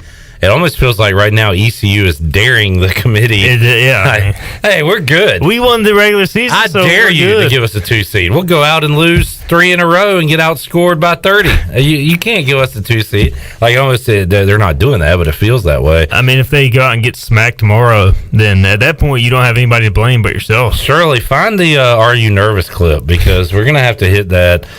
For Igoe here, if Cincinnati wins 8-1 tomorrow, Steven, I got a question for you. Are you nervous? And I'm gonna ask you again, Steven. Are you nervous? If ECU ends up losing 4 in a row, Steven. Are you nervous? I would be nervous. Steven, would you be nervous? I would be nervous because, I mean, like I said, I think you don't want to ever... Nice piano there. I know, that's beautiful. You don't want to ever leave it in the hands of the committee, because I'm convinced that at least half, if not more, of these people don't watch baseball until the conference tournament, and they probably turn on... Granted, they're probably watching the SEC and ACC tournament, but they probably look at the ECU score and like, man, this team must not be very good if they lose to Memphis, the worst team in the conference, by 10. So, yeah, I just don't feel ever comfortable, and I think they'll be safe as a host. I mean, you're talking about a team that probably is in the 9-12 range right now. If you lose, maybe you drop down to 13-14, but you don't want to be there because then you're matched up with Vanderbilt, Tennessee, etc. Yeah, seeing Rocker and Leiter. Yeah. I mean, now South Carolina is one of the teams competing for a host spot, and they're probably going to go one and done in the SEC. You know, they're a team that you could conceivably say if ECU went 0-2, South Carolina wins the SEC tournament, they could take ECU's spot. The other teams, of course, Pittsburgh's out. South Carolina's probably out with the loss today. And then you have all the Conference USA teams. Like Charlotte can still host. But I don't think all those teams are going to host. I think one of them is going to host. So I think ECU will host. It's just a matter of, will the committee push them down to 15-16, and then all of a sudden you got State coming to town as a 2 seed, and then if you win the regional, you're going to Arkansas, which is just a freaking different animal. Yep, a buzzsaw for sure. Stephen Igoe, Hoist the Colors, joining us here on a Tuesday. We'll wrap up the hour with more baseball talk and then hit on some other topics with Igoe. The hitting Igoe, and this is just, it's unexplainable. How do you score more than 1 run on Wednesday? What's going on with the hitting for the Pirates these last 3 games? Yeah, I mean, I think they look... I think some of it has to do with getting behind early, it just changes your approach. But I also think they do look tired at the plate. I mean, we have to remember they've been on the road basically 3 weeks now. And none of these players really, outside of a few, have ever played a full season in terms of being a starter. Like, even Connor Norby, as good as he's been over the last year and a half, he played 17 games last year. He basically sat the bench as a freshman. He's never played anything close to a full season. And granted, he's still smacking the baseball, but that just gives you an example. Like, some of these guys have never been full-time starters for a full season, and kind of the mental and physical fatigue it takes to go out there and play 60 games, it wears on you after a while. And now you've been, you were at Cincinnati for 4 games. They came home for a day and a half, and they went back to Tampa. Then they've stayed in Florida for this tournament. So they've basically been on the road 3 weeks. I think even if they lose tomorrow, if they end up hosting a regional, I think you'll see a re-energized team in front of a packed house. I think it'll be a different team, but it's just not the way you want to go. They're not really striking out a lot is the thing. They're putting the ball in play, but they're just not really doing it with much authority. Pretty good news for the American Igoe, because now it looks like they might get more than one team in the tournament. Tulane really faltered down the stretch. Yeah. They're done, right, as far as an at-large? Yeah, they have to win it all, in my opinion. I think they've got to win it all. You can't get swept in a 4-game series. And I really thought Cincinnati would be the team because they have really good starting pitching and good hitting, but their bullpen is so bad, and we saw that show up today. And so, I don't see them come out of the loser's bracket with their pitching depth. I think UCF is a sleeper, but they've had some pitching injuries as well. But if you're the rest of the league, you got to feel pretty good and feel like it's a wide open race with ECU. likely out. With Wichita, Tulane, those teams right now, you and of course UCF, who was in a bit of a driver's seat after winning today. You get a new lease on life here with ECU losing today, 11-1. I didn't know if there was a run rule in the tournament, Igoe, but I was really glad. Was that their closer they brought in at the end? Yeah. Yep. Okay, I was curious as to why they would do that, but it makes sense. They go ahead and close out that inning. He doesn't have to throw that much. He'll be ready to go whenever they play again. Yeah, I mean, close it out, and it's just the back-to-back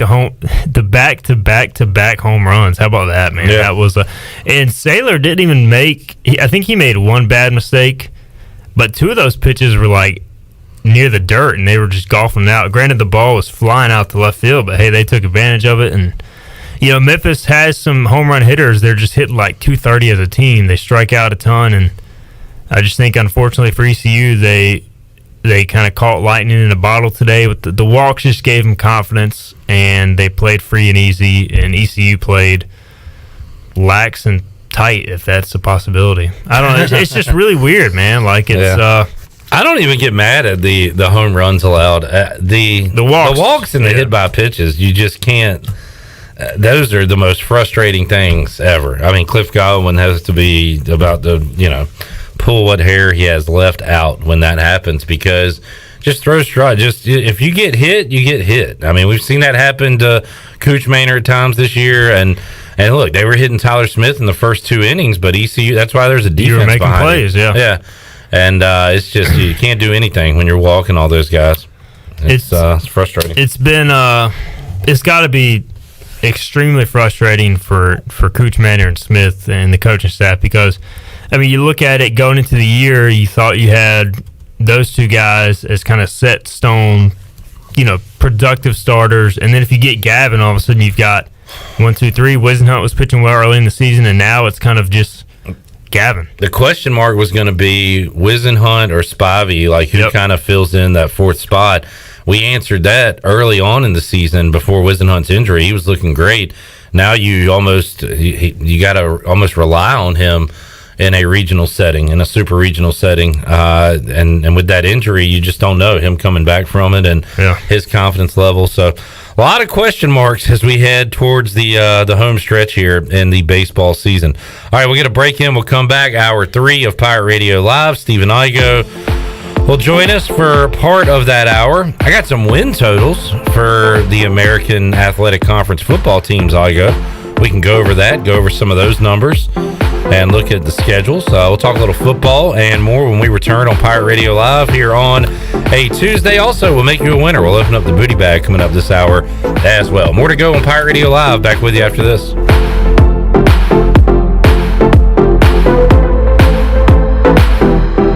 Hey Pirate fans, this is Cliff Godwin. Summer is here, and I want to invite your son to attend Cliff Godwin Youth Camps. We will offer 3 sessions the weeks of June 28th, July 12th, and July 26th. All camps will be held at Clark LeClaire Stadium, and campers will get baseball instruction from members of the 2021 ECU baseball team. Campers will also play games, and each camp ends with our famous Pirate Slip and Slide. Full day and half day sessions are offered. For more information, visit cliffgodwinbaseballcamp.com. See you there. Go Pirates. The Pirate Radio Podcast. Coach Jeff Connors. Steve Logan wanted, and same thing with Bill Lewis, their priority was they wanted the team to be highly conditioned. We won a lot of games in 91 in the fourth quarter, and I think that's something that we were somewhat known for. There was no other coach that I ever worked for that allowed me to run the team the way that I ran them under Bill Lewis, under Steve Logan, and particularly Steve. Listen to every Pirate Radio podcast now by visiting our podcast channel and subscribing in Apple iTunes or SoundCloud. The Pirate Radio Podcast is powered by White Claw Hard Seltzer, proudly distributed by Coastal Beverage. You've worked hard to start your business and are working even harder to make it successful. That's when it's most important to have a community bank and a local banker in your corner. This is Eric Clark from Select Bank and Trust. Our team of local bankers care about you, our customer, and the communities in which we all live and serve together. As the business and economic conditions of 2020 threw you many curveballs, our team at Select Bank and Trust remains steadfast in being responsive to your ever-changing needs. In 2021, choose Select Bank and Trust. Bank local, bank select, member FDIC. The Tauber River Bandits are back, and this year we'll have a full season, and all fans are welcome this year. Come watch some of the best collegiate baseball around with over 20 Division I players on this active roster looking to compete at a high level. We have a family-friendly atmosphere, awesome stadium, food and drink specials, plus the coldest beer on the East. Come do something different with the family this summer with the Tarboro River Bandits. 29 home games to choose from. Tickets available at the gate or online at TarboroRiverBandits.com. Wait up. Papa John's has a new stuffed crust? Oh, we did it. All our tweets, DMs, and carrier pigeons worked! This ain't just stuffed crust. This is Papa John's crust. Stuffed. Hey, Pirate fans, order the new Epic Stuffed Crust One-Topping Pizza for only $12. The new Epic Stuffed Crust Pizza is the MVP move for game day or any day. Place your order online at papajohns.com and sign up for Papa Rewards. Papa John's, the official pizza of the ECU Pirates. At US Cellular, we see our customers as more than just customers. They're neighbors. When you switch to US Cellular, you can get the new Samsung Galaxy S21 5G for free with no hidden requirements. As a neighbor, you deserve it. US Cellular, America's locally grown wireless. Terms apply. See uscellular.com for details. Does the idea of going to your local US Cellular store make you feel a bit uncomfortable? Tired of the hassle of waiting and wearing a mask? Let Toby Williams and his outside sales team take away that worry. They will come right to your home or office and drop your phone off on the porch or at the front desk for you. Saving you time and worry is what the team at Cellular Warehouse is all about. Call Toby today at 252-799-7051 and let them help you with all of your wireless needs.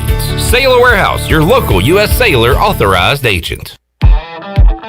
Hey, Pirate fans, it's time to get that yard done right with the new John Deere mower from Quality Equipment. Our premium lawn care lineup is what every homeowner needs this spring. A John Deere will change the way you mow with easy-to-use attachments, effortless steering, and intuitive controls. Right now, save up to $700 on X300, X500, and X700 series mowers. Learn more at QualityEquip.com and get quality done right. Offer ends 10/29/21. Some restrictions apply. See dealer for details. This is Pirate Radio, WGHB Farmville, 1250 and 92.7 FM Greenville, WDLX Washington, 930 and 104.1 FM Washington.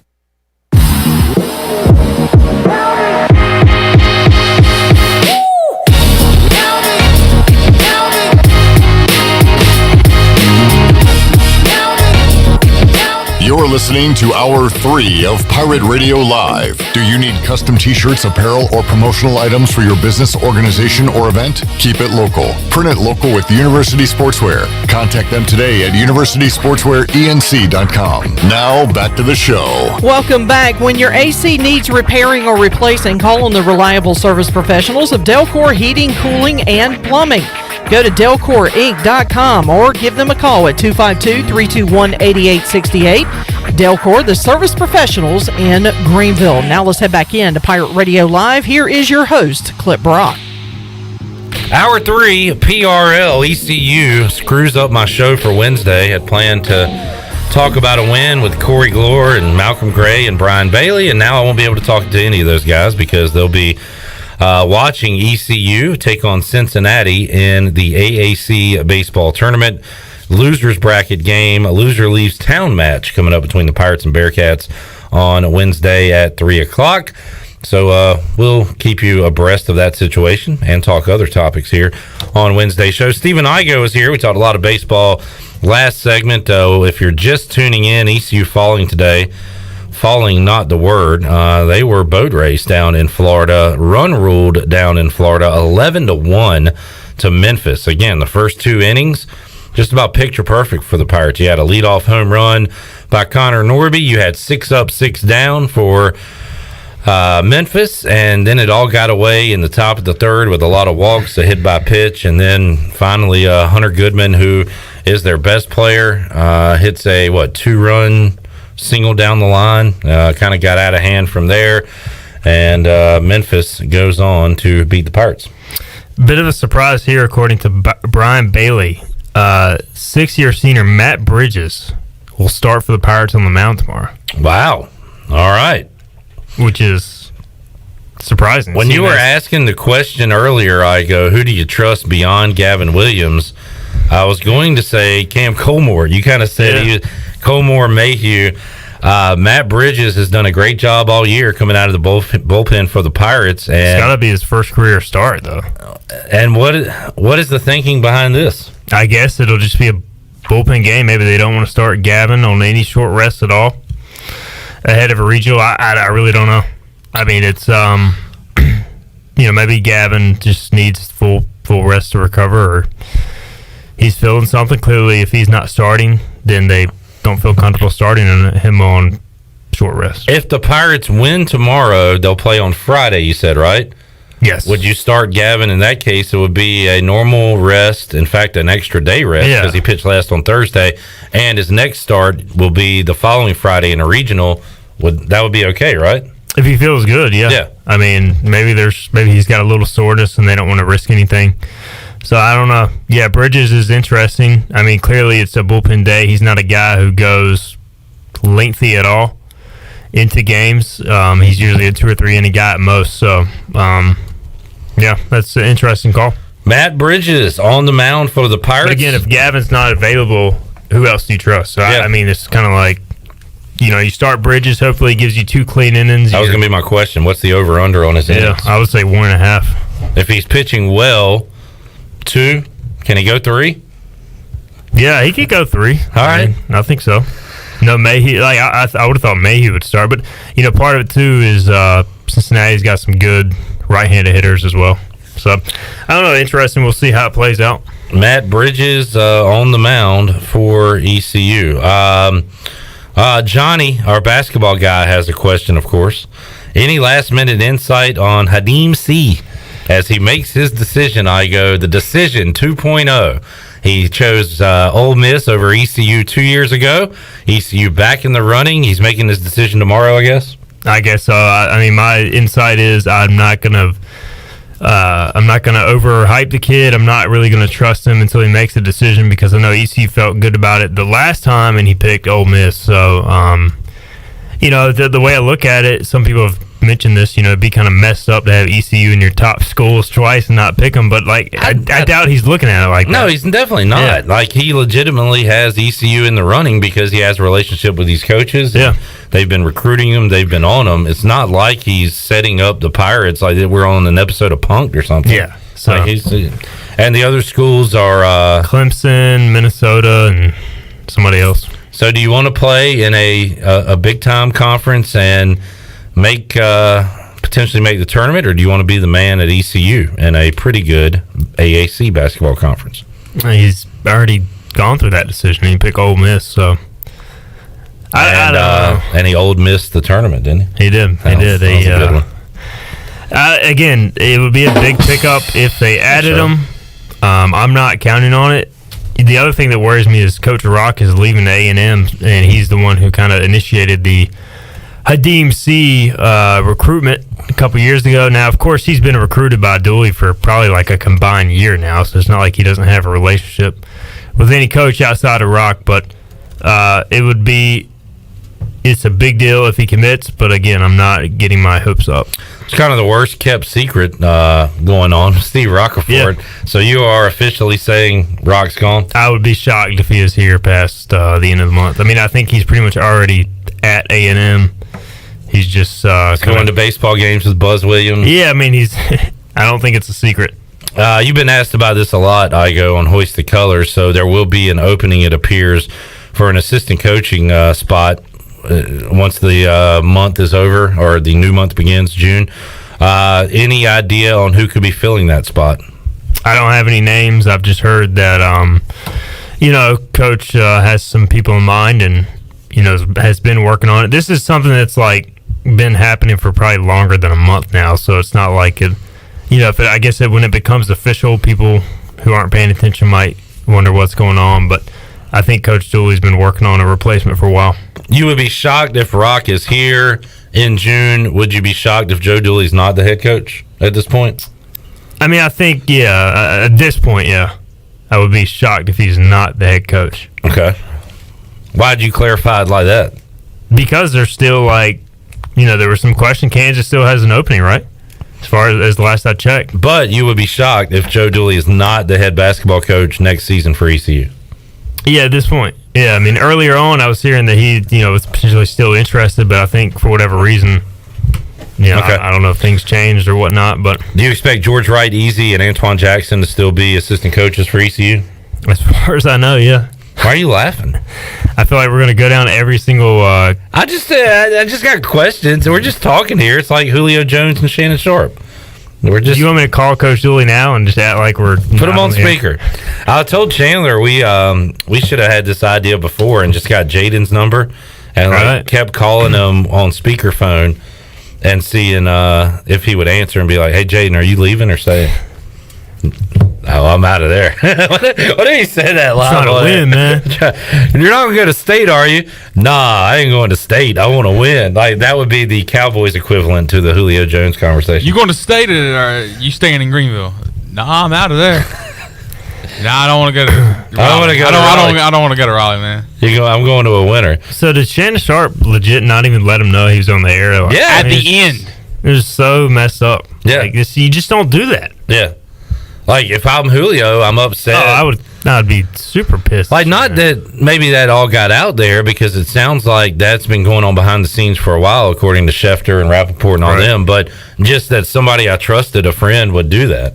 Calls you on national TV that's pretty messed up. We've called you, like, on the spot a few times, but I'm always like, Igoe, you're on the air. Like, you're live on the air. And then I would ask you something to try to embarrass you. Right. But I would at least let you know. You would let me know. You're live on the air. All right. So there is that. Any other basketball questions for our guy, Gardner? What's his name? Jaden Gardner? No. Johnny Gardner? Johnny Gardner. Johnny, he wanted to know about Hadim C. I mean, if they do get, I don't even know why I'm running the scenario because they'll get people's hopes. Igoe says on Hoist the Colors, if you get C, add one more piece, all of a sudden you're excited about ECU basketball. I'm excited at that point because you got a legit big and hopefully another scorer and with a really good incoming class. Do we have a good incoming class? I think so. I think but are they like RJ signed? Yeah, the whole class is signed. Okay, all right. Did I miss an announcement? There hasn't been an announcement. Okay, just making sure. By ECU, there's been an announcement by Hoist the Colors, VIP, but I'm VIP. No, I'm high on RJ Felton, Alexis Reyes. A lot of those guys coming in, I think, can help. All right. Any returners? What if I don't know? It's not out of the equation that Brandon Suggs has a Jonte Sherrod leap. What were you going to say? I said it's not out of the equation. The Pirates go to the tournament. That's out of the equation. All it takes is a Memphis baseball type run in next year's AAC tournament. Memphis can be the 1 seed in basketball. The Pirates can be the 8th seed and just crush. And ECU win by 30. That would be the equivalent of today. Mercy rule Memphis in the basketball tournament. But no, it's not out of the equation that Tristan Newton regains his freshman year form. He does. Luigi DeBow turns into Corey Rouse. I'm going to say that does not happen. Rouse is one of every time I go to who kind of came out of nowhere as an upperclassman, I go to Rouse, I go to Sherrod. And really, Maurice Kemp made a hell of a jump from his one. Now, he was only here 2 years, but he and Paul were just. It stinks because they're playing so good and then they're out of here, and it was like the blink of an eye. But no, I think Suggs, Newton could make big leaps coming up. We shall see. I'm excited about RJ Felton. I just think he's going to be a gamer. Real quick, Igoe, while we're talking like recruiting the future, what about Michael Allen? He is making an official visit to ECU. He is making an official visit to ECU in June. Late June. He's also visiting North Carolina and NC State unofficially. Usually a lot of these local kids I can get a good read on. I don't know if it's just the pandemic or what, but I feel like I have not been able to get a good read on what exactly Michael Allen wants. I mean, he's kind of hinted in interviews that like he grew up an ECU fan. His parents are big ECU fans. He bleeds purple and gold, but then he's talked a lot about NC State's running back situation, kind of how much it appeals to him. Does he want to be the hometown guy? Does he want to go play somewhere else? I don't know. They just saw 2 North Carolina running backs get drafted. That's got to be appealing, right? Yeah. What if, results matter. I'd love to for you to write a piece on what matters in recruiting the most out of all the guys you've talked to all these years. Is it facilities? Is it the relationship with the coaching? Is it the wins and losses? What if ECU has, and when do you expect Michael Allen to commit? Let me ask you that first. I think later this summer, probably before the season, maybe July. Well, that takes away this question. I was going to say, what if ECU comes out and starts 6-0, and the Pirate football as we know it is back, and the place is rocking? If he waits that long, I think it increases ECU's chances of getting him. So results do have an impact here, for sure. Yeah. As Mark Lindsay would say. A little bit. But what... I don't know. What is the overwhelming, you think, reason for a recruit going to a school? If you had to make a pie chart, could you make me a pie chart? No. 66%. I'm not going back to 30% numbers class or whatever the heck that was called. No, I mean it really is different for everybody. It is. I mean, I think the overall sentiment is what's the coolest brand name?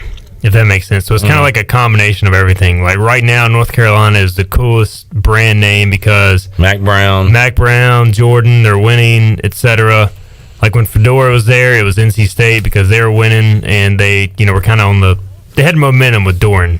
NC State still has a solid program, but they don't really have much momentum right now, like in the recruiting world. Like North Carolina's clearly out recruiting them. If ECU has a big year under Mike Houston, like they could easily turn into that team like they were when Ruff McNeil was here and Lincoln Riley had the offense humming. Like all the receivers and quarterbacks wanted to come here. We had a brand at that point, a brand of high-flying, fun offense and winning football games. ECU has no brand and right now. They had the brand of you come to a game and you're just kind of blown away by the atmosphere. We're missing out on all that. All that stuff right now is kind of missing. It could easily be recaptured with some success. So. That's the thing. I don't know if Michael Allen is more of is he the brand guy or is he like a Holton Ahlers and CJ Johnson where he's more about like home is where my heart is. I need to be close to my family and my friends if that's the case. And he looks at it as ECU has a chance to become that brand if I go there. That's the thing. He could be the guy who really starts this class. A lot of people are waiting to commit. If he commits to ECU, you start your class with a 4-star local running back, all of a sudden that is a game changer, not only for, ECU in terms of getting the big-time talent, but everybody else looks at that and say, hey, 4-star kid committed to ECU, why would I not go there? Yeah, and you get like you did when Holton was recruited and other guys where they start talking to each other, recruiting other players. And when the weekend he's visiting, they're having several other in-state kids in, so... I think it is notable that ECU is getting the last visit of June for Michael Allen because he's going to State and then Carolina and then ECU, I believe, is the order. So it'll be interesting to see what happens. Man, now we got Ruff and McNeil recruiting guys away from ECU. That is true. And we know how good of a closer he is. You get him with Ruff. Ruff gets around the mamas. It's over. Who would you rather play for, though, Mike Houston or Dave Doran? Mike Houston is way more of a personality. Yeah. Intense. I mean, absolutely. But you got to do this across the board. I go, well, whose facilities are better, State's or ECU's? Probably State's. Who's got a better program right now? State. I mean, it's fair. I was trying to make the ECU pitch, but and I'm with you there. Right. Mike Houston, excitement time. If you sit in a room with Dave Doran and Mike Houston, I just feel like maybe Dave Doran's a quietly good recruiter, but he just seems like so impersonable just based on his interviews. Oh, definitely. And as Mac Brown, I guess he's wearing Jordans. He's Mac still Brown's trying to be in touch with the kids. Mac Brown is he's just good. I was wrong on this one. One of my all-time great calls, and looking back, you can say, well, Cliff, this was an easy call to make, but I said Mike Dunleavy Sr. at Tulane would be an all-time bust. It'll never work. Right. Out of touch, stupid hire, makes zero sense. It's terrible. And I was right. I also said Mac Brown coming back to Carolina. Seemed like a stretch. This is going to flop. This is not going to... I was wrong. He's got what they say is a potential Heisman guy. They're winning games. They're probably either them or Miami is the second best team, which is by a far margin, but the second best team behind Clemson in the league. Yeah, I think him landing Sam Howell right away. He got the job and then he landed Sam Howell. I think he was either committed to Florida State or was going to go to Florida State, and basically he flipped him. And they've just been nasty ever since because he's so good. I mean, that's the thing is you can just build around the quarterback. Yeah, they've had talent. Look at the NFL draft, but Like, I mean, I think just having the guy at quarterback, it just makes you so much better. You got to have other parts, but it's getting like the NFL. If you have your quarterback, you can win games. If you don't, you're in a lot of trouble. All right, let's take a timeout. We'll come back. One more segment to go with Stephen Igoe from Hoist the Colors as he joins us here in the Pirate Radio studios. Got some win totals, some over-unders, and we'll answer John's question about Titus O'Neill's kid and his recruitment to ECU. More to go on Pirate Radio Live after this.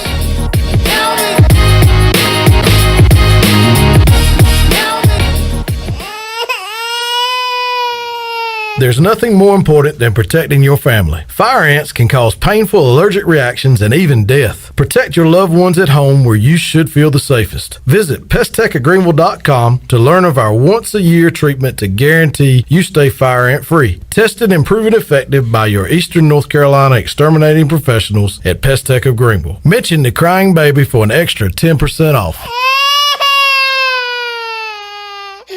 White Claw Hard Seltzer. A wave of refreshment. Crafted using our unique Brew Pure process. Made pure. Nothing tastes like White Claw Hard Seltzer. White Claw Hard Seltzer. Available in 5 fruit flavors, 2 grams of carbs, gluten-free, and 100 calories. Find it at whiteclaw.com. White Claw Hard Seltzer. Nothing tastes quite like it. Proudly distributed by Coastal Beverage. Please drink responsibly. If Jersey Mike's turkey had a resume, it would say it's 99% fat-free and raised without antibiotics. But our turkey already has its dream job at Jersey Mike's because premium meat makes a sub above. Jersey Mike's would like to dedicate the next 3 seconds to our new grilled portobello mushroom and Swiss sub. Trust us, it tastes good too because fresh ingredients make a sub above. Here with Mike Mullis from Fixed NC. And Mike, you were telling me the other day, people ask you all the time, I didn't know you did that. What does that mean? You know, anything that involves property damage repair, call us first. If it's your crawl space, you've got interior humidity issues, a water loss, your ice maker line breaks, obviously fire and smoke, everybody knows we do those. But anything that involves interior or exterior property damage, we're your repair experts. Mike, how can everybody get in touch with you? 252-999-0001 or fixednc.com. At US Cellular, we see our customers as more than just customers. They're neighbors. When you switch to US Cellular, you can get the new Samsung Galaxy S21 5G for free with no hidden requirements. As a neighbor, you deserve it. US Cellular, America's locally grown wireless. Terms apply. See uscellular.com for details. This is Brandon Tate, owner and operator of Atlantic Wireless, an authorized agent for US Cellular since 1997. Visit atlanticwireless.com to find the store near you. We go beyond the call. Spring is a great time to plant flowers, trees, and bushes. When planning your landscape, please keep in mind that you should never plant anything within 3 feet of a gas, electric, or water meter. The same thing applies if you have an electric transformer in your yard, except keep plants 8 feet clear of the front in case crews need access during a storm or an outage. Always remember to call 811 at least 3 business days before you dig to avoid underground lines. This important safety message is from your neighbors at Greenville Utilities. With rates being historically low, now is the best time to buy or refinance your home. This is Talbot Green with Angel Oak Home Loans. Now is the time to take advantage of the opportunity to buy more home or refinance your current mortgage. The combination of our local team's experience and Angel Oak's wide offerings of products from standard conventional, government, and portfolio loans has something for most financial situations. For more information, call Talbot Green, Joanne Weir, or Wanda Hager at 751-2060. NMLS 1719250 and 685-842. Equal housing lender. Warren's Hot Dog Pizza, homemade lemonade. Hey, Pirate Nation, Warren's Hot Dogs 2 locations are open for business in Greenville and Chocowinity. Both locations have drive-through windows, so stop by today for hot dogs, pizzas, subs, apple and peach turnovers, homemade lemonade, and breakfast in Chocowinity, featuring homemade cheese, ham, and chicken biscuits, plus sausage dogs and more. Warren's in Greenville across from Ron Ayers Motorsports and in Chocowinity next to the fire department. Warren's Hot Dogs. Want some? Get some. This is Mike Houston, head football coach at East Carolina University, and you're listening to Pirate Radio, the voice of the Pirate Nation.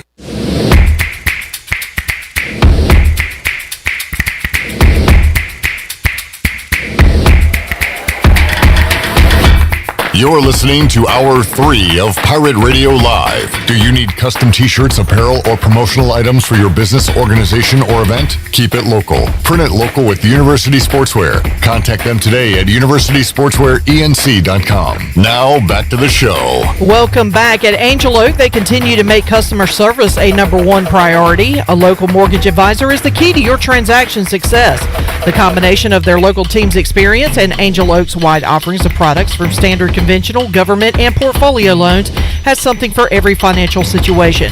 For more information, call Talbot Green, Joanne Weir, or Wanda Hager at 751-2060 today. Now let's head back into PRL. Here's Clip Brock. Back with you on Pirate Radio Live. Martin on Facebook Live says we're missing out on a positive clip brand. Terry says Doran is an ass. So thank you for chiming in. Pack your bags. Pack your bags. Get on out of here. We don't want you. Oh, that was said to another famous bump on a log that coached NC State, Tom O'Brien. They really have a thing for these like boring, like just no emotion head coaches, don't they? I guess after Chuck Amato, they had to go down. They had to go the complete opposite of what they had before. All right, let's see. Igoe, where are we? Oh, yeah, let's get to John's question real quick. Any news on Titus O'Neil's kid as a football recruit? So Titus O'Neil, WWE superstar, has a son that plays football down in Florida. Yeah. And ECU had offered him, or at least were... Yeah, they offered him a while ago. I honestly haven't heard much since they initially offered him. So I don't even remember his name off the top of my head. His last name is not O'Neil, so... Right. I probably should have done more research in the break. But, yeah, the way these things go, like a lot of offers are sent out, and then you kind of wait over the next month or two to kind of see how the pecking order falls. I need to do more research. Maybe I can look it up here in a second. But I haven't heard too much about him since ECU initially offered him. And he's not like a 5-star or anything. No. But he is, he's got some good genes because Titus played football for the Gators, right? Yeah, he played college football, and so it was an interesting offer. Let's see, TJ Bullard out of Berkeley Prep in Tampa, Florida, has offers from App State, Cincinnati, Colorado State, Connecticut. He's got a long list. Dartmouth, ECU, FAU, Louisville, UCF, South Florida, West Virginia, Yale. So he must be a smart kid. Yeah, smart kid. He's got Ivy League. Yeah, outside linebacker. Honestly, haven't heard a ton about him, but he was offered by ECU on March 16th. We've had some guys turn down Ivy League schools to come to ECU, right? Yeah. Carden. Was Carden one? Carden, I think, had Ivy League opportunities, yeah. Affetti did, for sure. Yeah. So we've had... Affetti, he's at A&T now. He started his own insurance company, I want to say. And, he messaged me one day last year. Let me know about it. He does taxes. Taxes, that's what it is, yeah. Is that legal? That's the same question I asked, but I guess when you're at North Carolina A&T, it's kind of whatever. Huh. I mean, good for him. I want him to get paid and work. And maybe he's not. I mean, he had stats last year. He didn't really play a whole lot. All right. I guess he's daring the NCAA to come after him. All right. DraftKings, college football, over-under wins for AAC in 2021. Chandler, what do you think ECU's over-under for wins are for 2021 football? They play 12 games. What do you think their total is in Vegas, DraftKings? I'm going to go 5.5. Okay, you're a little optimistic. It is 4.5. And I think that's a good number. I think I would go... Oh, boy, that first game is so crucial. And the second and the third. I mean, that first three you could go. Realistically, you're probably not going to go 3-0, but you could go. There's a path to 3-0. There's a path for 0-3. There's a path to 0-3. I mean, that's the thing is those first 3 games, and those paths are kind of right beside each other. I go. They are, because all those teams, I don't really know what to expect. App State has a new quarterback. Chase Bryce was terrible at Duke. So, is he going to be good at App? And for those that say, why be negative? Why say 0-3? ECU is going to be an underdog. Probably in all three. It kind of depends on what happens in the first game. But right now, I would say they're an underdog to South Carolina, an underdog at Marshall. They'll probably be a field goal underdog to Appalachian State. I would think so. So that's why I say there's a path to 0-3 there. I know that there are lines for kind of the bigger college football games. Let me see if I can find one for ECU and Appalachian State. That first game, though, is really so interesting and critical because App State has clearly been a very strong program over the last few years, but it doesn't almost feel like they're due for. They've had some coaching changes. They've lost some key personnel. Yes. They're due for a downturn. Kind of like Temple, right? Yeah. They had so much, I don't know if it's luck or skill, hiring coaches, and no matter who was in there would win. Well, they might have finally hit their comeuppance here. And ECU was able to get them last year, of course. So I don't really know what to think of App. Like they've recruited at a pretty solid level, but I mean, and they've developed players is the difference. They've had, even though they've had different coaches, they've made good coaching hires, so they've been able to have continuity and all that. But I'm not sold on Chase Bryce, and maybe he'll prove me wrong. But I just remember watching some Duke games last year and not impressed. And granted, he'll have a much better O-line for their level of competition than Duke had in the ACC. But I think that's a winnable game for sure. Tulane is the new Temple for me, Igoe. I know you poo-poo the Green Wave. Is it you or Ronnie, or both? That's Ronnie. Ronnie hates the Green Wave. But I no mean, talent. He got killed their on our... quarterback's legit, man. He got killed on our show after that game for saying... Freaking Ronnie Woodward came over there. Ronnie Woodward said they had no talent. They had 2 defensive ends drafted, and they killed ECU on the edge of that game. So. Yeah. So I don't... Here are the wins I'm calling. Charleston Southern. I feel good about 3 games being wins. Temple at home. South Florida. And South Florida at home. So that's 3. To go over 4.5, you need 2 more. And you could get that in App State. You get it at Marshall, South Carolina. If I had to bet today, I'm kind of like Chandler here. I think they might have set the number a tad low. I would go over 4.5. I think they can get 5 and 7. I would go over. I think it's a good number though, because like you look at it and those are probably the only 3 games ECU is going to be favored in. That's and they might not be. I mean, we could go Rick Smith here and say that's a toss up. I mean, in reality, South Florida is going to be better. Toss up. Temple's going to be better. Toss up. But like Tulane at home is also to me a toss up. Even though Tulane, everybody's on the Tulane bandwagon this year.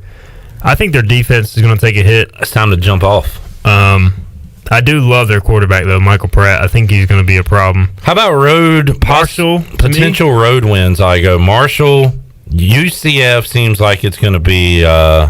that's tough. Like, but, Houston good? They're another weird team. I know. Like, if Dana has a bad year, he might get fired. Now, they've not been good. UCF, I feel like the Gus Malzahn era is going to go so good that he's either out in like a year or 2 or just tragically fail. Like I feel like there's going to be no in between. Yeah, I think that's a good hire. I do too. I mean, I think he's going to. The transfers they've added, which a lot of them are former Auburn players, are pretty legit. Yeah. So that game worries me. Good. Cincinnati, Navy. At least you get Cincinnati here. Maybe it could be like a SMU situation last year. Yeah, Navy. Navy's winnable. What is? See, I don't know. What do they have at QB? Who's running their offense? That's the thing. Yeah, I mean, you'd almost rather get them earlier in the year. Yeah, but I mean, you can. I don't know. Memphis is the same way for me. Like I feel like they're really good, but they're due for a down year. But they've been like unbeatable at home the past 5 years. Yeah, I mean the possible wins on the schedule. Absolutely. App, South Carolina, Marshall, Charleston Southern, Tulane, South Florida, Temple, Navy. Like I don't feel great about at UCF, at Houston, at Memphis, Cincinnati. Yeah, I agree with that. I mean, Houston's probably winnable, but like that's still a tough place to play. For the purpose of this conversation, though, if we're saying the total's 4.5, we would go over. I'd probably go over. I feel good about them getting 5-6. Now and this is interesting to look at, Igoe, when you're talking about who can ECU beat the other teams over unders. Temple at 2.5, South Florida at 3, Navy at just 3.5. How about Houston at 8? take a look at let's take a gander at I their feel like schedule. everybody thought Houston was going to be good last year, too. Yeah, they stunk. I mean, even Holgerson made his son transfer. Versus Texas Tech, which they're not that great either, are No. they? At Rice should be a win. Grambling's a win. Navy's a win.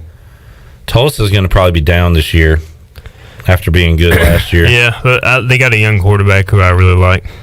Tulane. They do have a pretty easy schedule. Yeah. UConn. Oh, that puts them over the top.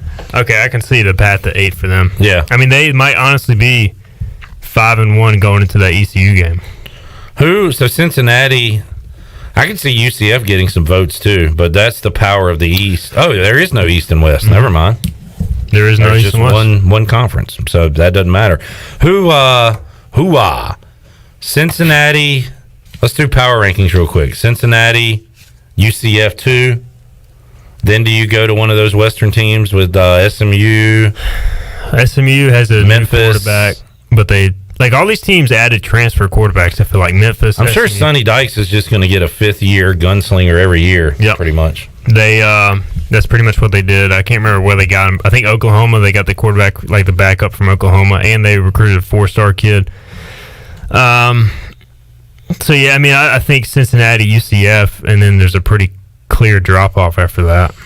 I mean, maybe Memphis. I think they got a transfer quarterback too, like same type of deal. They lost Brady White, but they added some dude. Yeah, it's pretty top heavy with Cincinnati and UCF, and then you just don't know. I just feel like who plays defense between Memphis, USF, Houston, or not? I'm sorry, SMU, Houston. Anybody? Memphis, maybe. Who a plays little bit? defense in this league? Cincinnati does. UCF can. Kinda, yeah. Like that was Tulane's thing for a bit, and Tulsa's as well. But I just feel like nobody really is playing. It was USF's thing for a little while. Tulsa could play some D, but they lose Collins and I think a few others. So they've always got the biggest secondary in college football. Like everybody's 6'4". Let's look at Cincinnati because their win total is at 10, and they got a difficult schedule. I want to look at Cincinnati and we'll look at UCF first since I clicked on them. Their win total is 9.5, so that is a high one. Boise State to open it up. That's a fun game. What is that? Bethune-Cookman? Yeah. At Louisville. That's a challenging game. Toss up. At Navy, ECU. They'll be on the road at Cincinnati this year. A showdown there on October 16th. I mean, they got a tough little stretch. Even they do. Louisville at Navy. Why does everybody get to play UConn? Why are we not playing UConn? Probably because I said I didn't want to. There's no way I said that. I want to. If you didn't know any better and you look at these schedules, you would just assume UConn is still in the American. I want to play UConn. But their front half of the schedule is challenging. All right, now I want to look at UConn's schedule. Let's see what they're not in a conference, are they? No, they're independent. Fresno, Holy Cross, Purdue, Army, Wyoming. What a stupid schedule. Vanderbilt, Mass, Yale, Middle Tennessee, at Clemson, at UCF, Houston. What is UConn's over-under win total? I believe I saw somebody was tweeting about that. Was it 2.5 or 3.5? Because they're going to beat Holy Cross. Will they? But they'll beat Yale. Will they? What's the spread for Clemson hosting UConn? Oh, my gosh. Does they get to 50? Man. All right. Sorry. We wanted to look at, Cincinnati's schedule, and then I'll let you get out of here. I'll go. So UConn is back. Is Randy Edsall? Well, they didn't. Still making bonuses? What am I thinking of? Did they? They didn't play last year. Okay, that's what I was thinking of. Yeah. Let's see. Cincinnati win total at 10. Can the Bearcats go 11-1? Miami, Ohio, Murray State at Indiana. That'd be a good game. Do they still have that dude, Penix, quarterback? I believe so. At Notre Dame. Then Temple, UCF. I would say under 10. Yeah, I mean, even like if they go 10-2, you get a push. But if they lose at Indiana, they're going to lose one of those games, and then Central Florida, and do they get tripped up anywhere? Yeah, else? they're to me they're losing at Indiana, at Notre Dame, and then like they're going to lose at least one conference game. They have to go to Navy, Tulane, ECU, and South Florida. They could easily trip up one of those games. Central Florida at home could trip them up. Like there's no. I think the league is too good again for them to go undefeated again. Like it's just so hard to go undefeated back-to-back years. Yeah, I would tend to go under on that. All right, well, that was fun to look at. And we know that that's going to be the Mike Houston revenge game. Oh yeah, the fake punt revenge game. the final game of the year. I really hope ECU is in a position to like be somewhere in the bowl picture, just in Cincinnati is in the national picture, just so there's some huge stakes for that game. That would be so much fun. That would be fun. Although it's that stupid after Thanksgiving game where like nobody's around, so it'll just be us at the stadium. How many you think will go to see ECU and App State? I go 40. Yeah. 1,000. Is that too rich? I mean, I feel like App State's going to have a good contingent. It's not far from Charlotte. I think ECU will have a solid contingent. 35, 40. Yeah, that would be a pretty decent number. We looked it up. It said like 70 for Virginia Tech ECU. That didn't sound right though, does it? It was pretty packed, man. It was not full, but it was. I was at that game. It was definitely like both sides were packed. Yeah. Okay. And it's not going to be that number, but if you could get 50, I mean, that'd be great. Oh, if you get 50, that'd be phenomenal. Playing on the new turf there at Bank of America. All right, Steven, hoist the colors. You got the Monday VIP chat that was yesterday. Anything else that I haven't seen I should look at? No, nothing too much. We're I actually just finished up an article. I haven't published it yet, but I'm doing the top 10 2-stars that exceeded expectations over the last decade. So just kind of doing some off-season filler right now. Again, we're going to, we've been talking recruiting. ECU added a couple transfers over the weekend, so we had articles with those guys. All right, thanks for hanging out. Thanks for having me. Talk to you Thursday. Hopefully a day off for ECU. Maybe that could be my big baseball show. Well, it'll be a day off for ECU either way. Very good point. The ECU will not be playing baseball on Thursday. All right, Shirley Rose, let's open up the Pirate Radio booty bag. Booty, booty, booty, booty, booty everywhere. Booty, booty, booty, booty, booty everywhere. 317-1250. We're going to make you a winner on a Tuesday. Shirley Rhodes, what would you like to give away today? A $20 Captain Special Car Wash from Pirates Cove Car Wash, and I'm going to go with caller number 6. I desperately need a car wash, and Judy and Lily want to go to some kind of like milkshake cupcake place in Goldsboro this weekend, so I think we need a car wash before we head wherever the hell they want to go. That has nothing to do with anything other than we're giving away a car wash right now. 317-1250. You can be a winner if you are caller 12. We'll make you a winner and have more on Pirate Radio Live after this. Caller 6, by the way. Caller 6. Caller 6.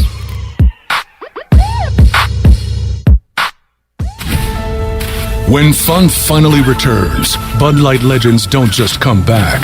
They come roaring back, carrying a cooler full of Bud Lights, an inflatable dolphin, and those Velcro pads with the balls that stick to them. And this summer, with a cooler at their side, they're gonna make up for all the fun we've missed. Welcome back, Bud Light Legends. It's time to take summer by the coolers. Cooler up at BudLightLegends.com. Enjoy responsibly. 2021 AB Bud Light Beer, St. Louis, Missouri. Get more during the Memorial Day sale at Bostic Sugg Furniture. More savings, up to 15% off in every department. More selection, all the latest styles and trends for your living room, dining room, and bedroom, all at savings up to 15% off or 48-month special financing. Experience better sleep on a new Restonic mattress with queen mattresses starting at $5.99 or get two-sided starting at $7.99. Get more during the Memorial Day sale going on now at Bostic Sugg Furniture. This is Mark Washington with Max Sports Performance at Max Fitness. Our facility has reopened and is following all safety protocols. The best thing you can do to strengthen your immune system is, of course, to work out and exercise on a regular basis. I can assist you as your performance coach. You can also enjoy the benefits of a private facility. Avoid the crowds and work out at Max Fitness. Now is the time to get healthy. Max Fitness, just off Highway 43 in the old Ace Hardware building behind Speedway in Greenville. Call me, Mark Washington, 902-4877. The icy treat that can't be beat is Sparky Snowballs. From big kids to little kids, Sparky Snowballs has been making smiles happen for over 20 years. If you're not in the mood to chill out with a snowball, Sparky's funnel cakes and fried Oreos are a perfect Sparky-licious treat every time. Look for Sparky Snowballs location at the Food Truck Rodeo on the corner of Evans Street and Fire Tower Road, and remember to follow Sparky's on Facebook or visit SparkySnowballs.com. For years, Callie Ann Phelps has been singing about Phelps Chevrolet. Phelps Chevrolet is the one for you. Low prices, service too. See the big dealer right away. Carolina's finest, Phelps Chevrolet. And you'll agree with what Skylar Phelps has to say. Nobody beats Phelps Chevrolet's prices. Nobody. Name you can depend on. Phelps Chevrolet. Get you one. Find new roads with Chevrolet. Then come find yours at Phelps Chevrolet in Greenville. Hi, this is Jeff Charles, and welcome inside the booth. It's always sad to see a great player decline. I'll have some thoughts on a future Hall of Famer next. The Pirate Radio Podcast. You can't outwork us. We all have this passion for this radio station, but we also have a passion that, our names are attached to this thing, and we're not going to let this thing slip through our fingers. So I think that's really the foundation of our success, is that we work harder than anybody else. Listen to every Pirate Radio podcast now by visiting our podcast channel and subscribing in Apple iTunes or SoundCloud. The Pirate Radio Podcast is powered by White Claw Hard Seltzer, proudly distributed by Coastal Beverage. Miguel Cabrera of the Detroit Tigers has had a Hall of Fame career. He entered this season with an opportunity to achieve 3,000 hits and hit 500 home runs in the same season, a feat that has never been done. Sadly, Father Time at age 38 is catching up to the big guy. He's had a lot of injuries the past few years, and it has been painful to watch. The problem the Tigers have, and it is a big problem, Cabrera makes $30 million per year and the contract runs for 3 more years. When the late owner of the Tigers, Mike Ilitch, gave Mickey an 8-year, $248 million deal, it looked good at the time. He was one of the premier players in the game. But today, he's an old ball player well past his prime who can't catch up to a fastball anymore. It is another reminder that Father Time is undefeated. Come on back again next time, and we'll visit inside the booth. This is former ECU football player Bryce Williams, and you're listening to Pirate Radio, the voice of the Pirate Nation.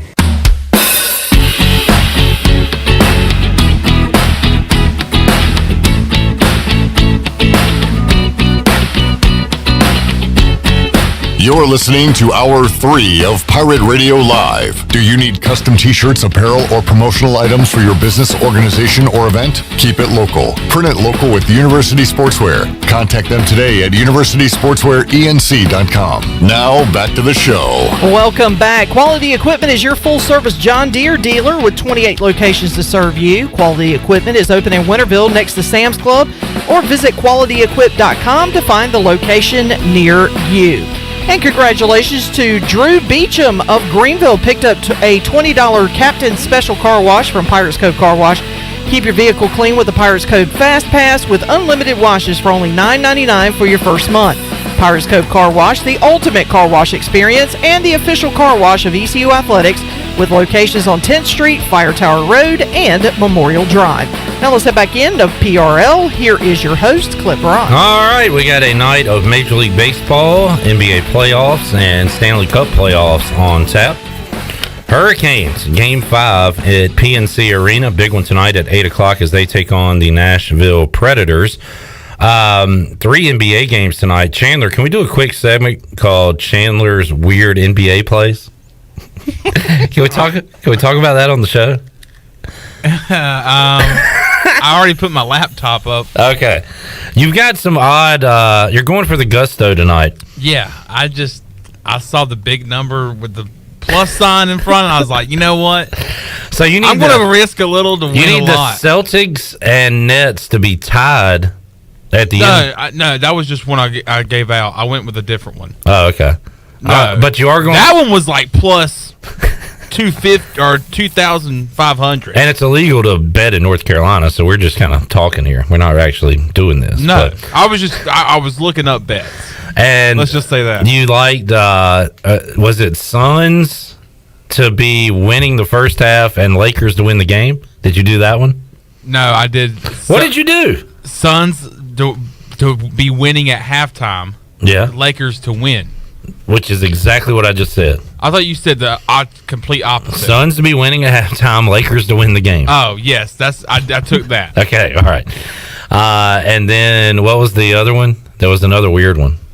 I want to say it was sort of the similar situation, but a different game. I want to say it was Mavs. Mavs and Clippers? Yeah. So I think I had Clippers winning at half, man.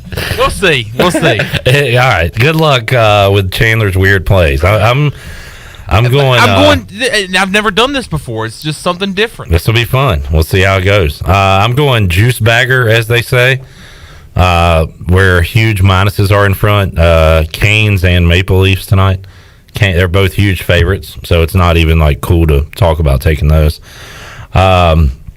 But I think the Canes do win at home tonight, and I think the Maple Leafs are much better than the Canadiens. So I'm going hockey tonight. Shirley's Red Sox taking on my Braves, and I think the Braves are about to go on a run here. I'm a little nervous about Charlie Morton because he has not been great this year, but I think the Braves put up a lot of runs tonight against the Red Sox. Chandler's Nationals are big favorites, and that's because Max Scherzer is on the mound. It'll be the Nationals and Reds, and we'll have more O's baseball for you tonight. Once again, John Means pitched pretty well last night, but the Twins got to the O's bullpen and beat the Orioles tonight. It'll be Jose Barrios on the mound for Minnesota, so they are big favorites against the O's tonight, right here on Pirate Radio. All right, it is a monumental day. How many days left until kickoff? ECU App State. Stephen Igoe and I talked about it a moment ago. It is a Mark Lindsay certified big ball game. And we are counting down the days. And intern Chad, a.k.a. Chandler, is about to show us how many days are left. 100 days away, folks. The last day of triple digits. Tomorrow, we get into the double digits. Chan Man with a little hop in his step as we are 100 days away from kicking off ECU and Appalachian State. Once again, if you do not watch the video version of this program, you should at least watch this part. As Chandler, I think we should make him twerk tomorrow since we get to double. He twerks a lot off camera, I will say. He does. He is a serial twerker. A habitual twerker. All right, Shirley, cut the music. Now, let's see what you can win on Thursday's edition of Pirate Radio Live. So hit the music. Chandler is back with an awesome Bud Light Seltzer Lemonade cooler. You pop the top. You put in your Bud Light Seltzer lemonades, some ice. It has a bottle opener on the side. I love that. That love is the so bottle convenient. opener on the side. It is heavy duty.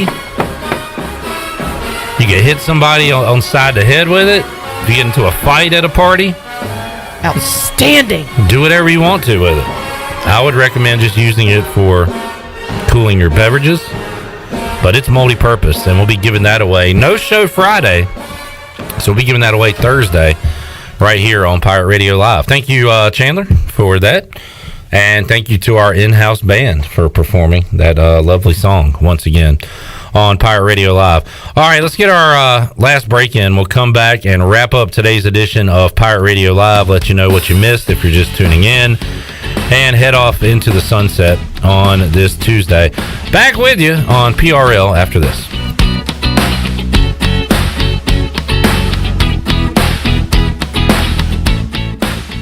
Hey Pirate Nation, this is Tom Brown from Brown & Wood Buick GMC Truck. We've been serving the Pirate Nation in Eastern North Carolina for 83 years. We have 4 brands, 3 generations, 2 showrooms, and 1 goal to make sure you leave a happy customer. This month at Brown & Wood, get a 2021 Encore GX and save over $4,550 or 0% for 72 months. And as always, Brown & Wood is the home of the lifetime powertrain warranty. We're located on Greenville Boulevard next to the Convention Center, or shop us online at brownandwoodauto.com.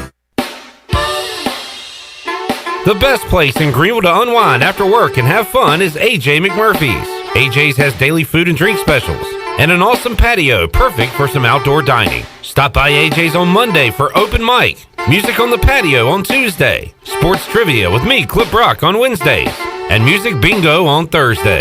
AJ McMurphy's, Turnberry Square at Bells Fork, and on Facebook, Instagram, and Snapchat.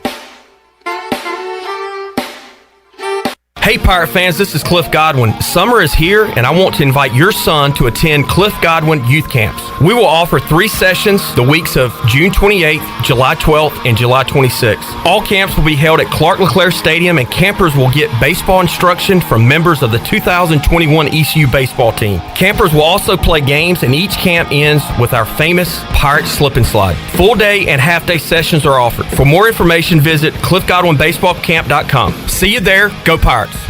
The Pirate Radio Podcast. John Eckert from John Eckert Entertainment in California. Everybody knows who Pat Boone is. Tell us a little bit about your relationship with him. Well, Ed Lubin, his business manager, and I were friends, and I get a call from Ed Lubin saying he has this crazy little Christian music show. Would you mind, with your gift of gab, call these radio stations and say, how would you like to have Pat Boone on a weekend or weekday radio show? Listen to every Pirate Radio podcast now by visiting our podcast channel and subscribing in Apple iTunes or SoundCloud. The Pirate Radio Podcast is powered by White Claw Hard Seltzer, proudly distributed by Coastal Beverage. At Tiebreakers, we admit we have a bit of a problem. People love our wings so much that they're starting to sell their home TVs just so they can watch all the sporting events here at Tiebreakers. Seriously, we're glad you love our hand-breaded, hand-cut boneless wings that much, but we really need you to go home at the end of the night. It's okay, we'll be here tomorrow. And when you come back, bring a friend with you. For great food, great friends, and cold beer, we'll see you at Tiebreakers. Tiebreakers, break the chain, eat local. If you wake up in the morning with a backache, feeling more tired than you did when you went to bed, you probably need a new mattress. And the best place to get that mattress is Factory Mattress. Hi, I'm Kirk Smith, General Manager. For more than 40 years, Factory Mattress has been Greenville and Wilson's local mattress dealer. We guarantee the lowest price on the area's best selection with over 50 models to choose from. No seconds or overruns. Factory Mattress offers only first quality direct from the manufacturer. Sealy Posturepedic, Beautyrest, Stearns & Foster, and Tempur-Pedic. The most highly trained sales associates with over 60 years of combined experience. Same as cash financing with zero interest up to 48 months and free local delivery. Face it, to have a good day, you've got to have a good night. So sleep better knowing you saved money at Factory Mattress, locally owned on Greenville Boulevard in Greenville, on Forest Hills Road in Wilson, on the web at factorymattressusa.com, and a proud member of Pirates Supporting Pirates. Wait up. Papa John's has a new stuffed crust. Oh, we did it. All our tweets, DMs, and carrier pigeons worked. This ain't just stuffed crust. This is Papa John's crust. Stuffed. Hey, Pirate fans, order the new Epic Stuffed Crust One-Topping Pizza for only $12. The new Epic Stuffed Crust Pizza is the MVP move for game day or any day. Place your order online at papajohns.com and sign up for Papa Rewards. Papa John's, the official pizza of the ECU Pirates. Pirate Radio. We're going to be bigger, faster, stronger, and older. That's always a good combination. The voice of the Pirate Nation.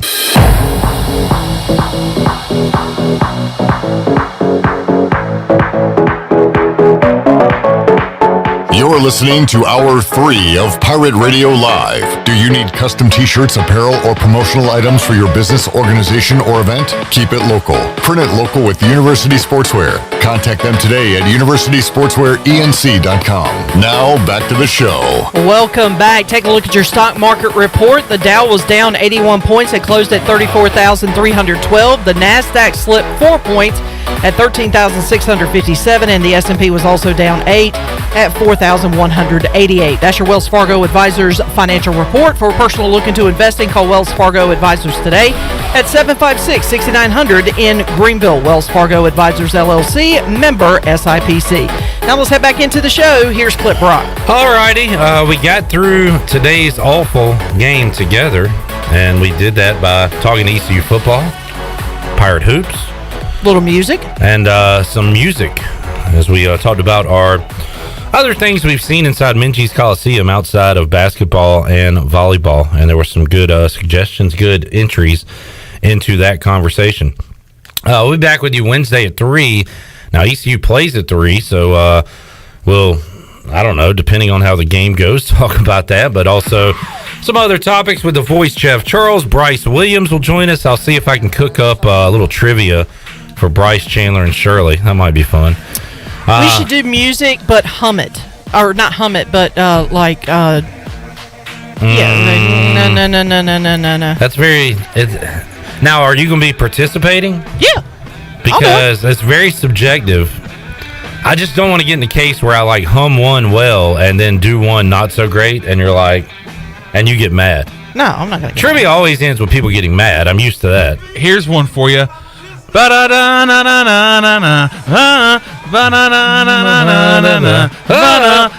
know what it's called. All right. A little preview of tomorrow. More of that coming up on Wednesday. Wow.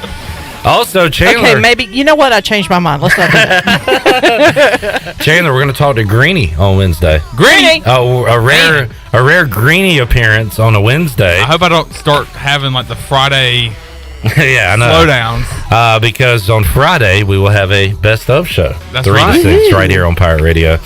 All right, we'll be back with you Wednesday, 3 o'clock with an all-new edition of Pirate Radio Live. Thanks for tuning in today and being a part of the show today.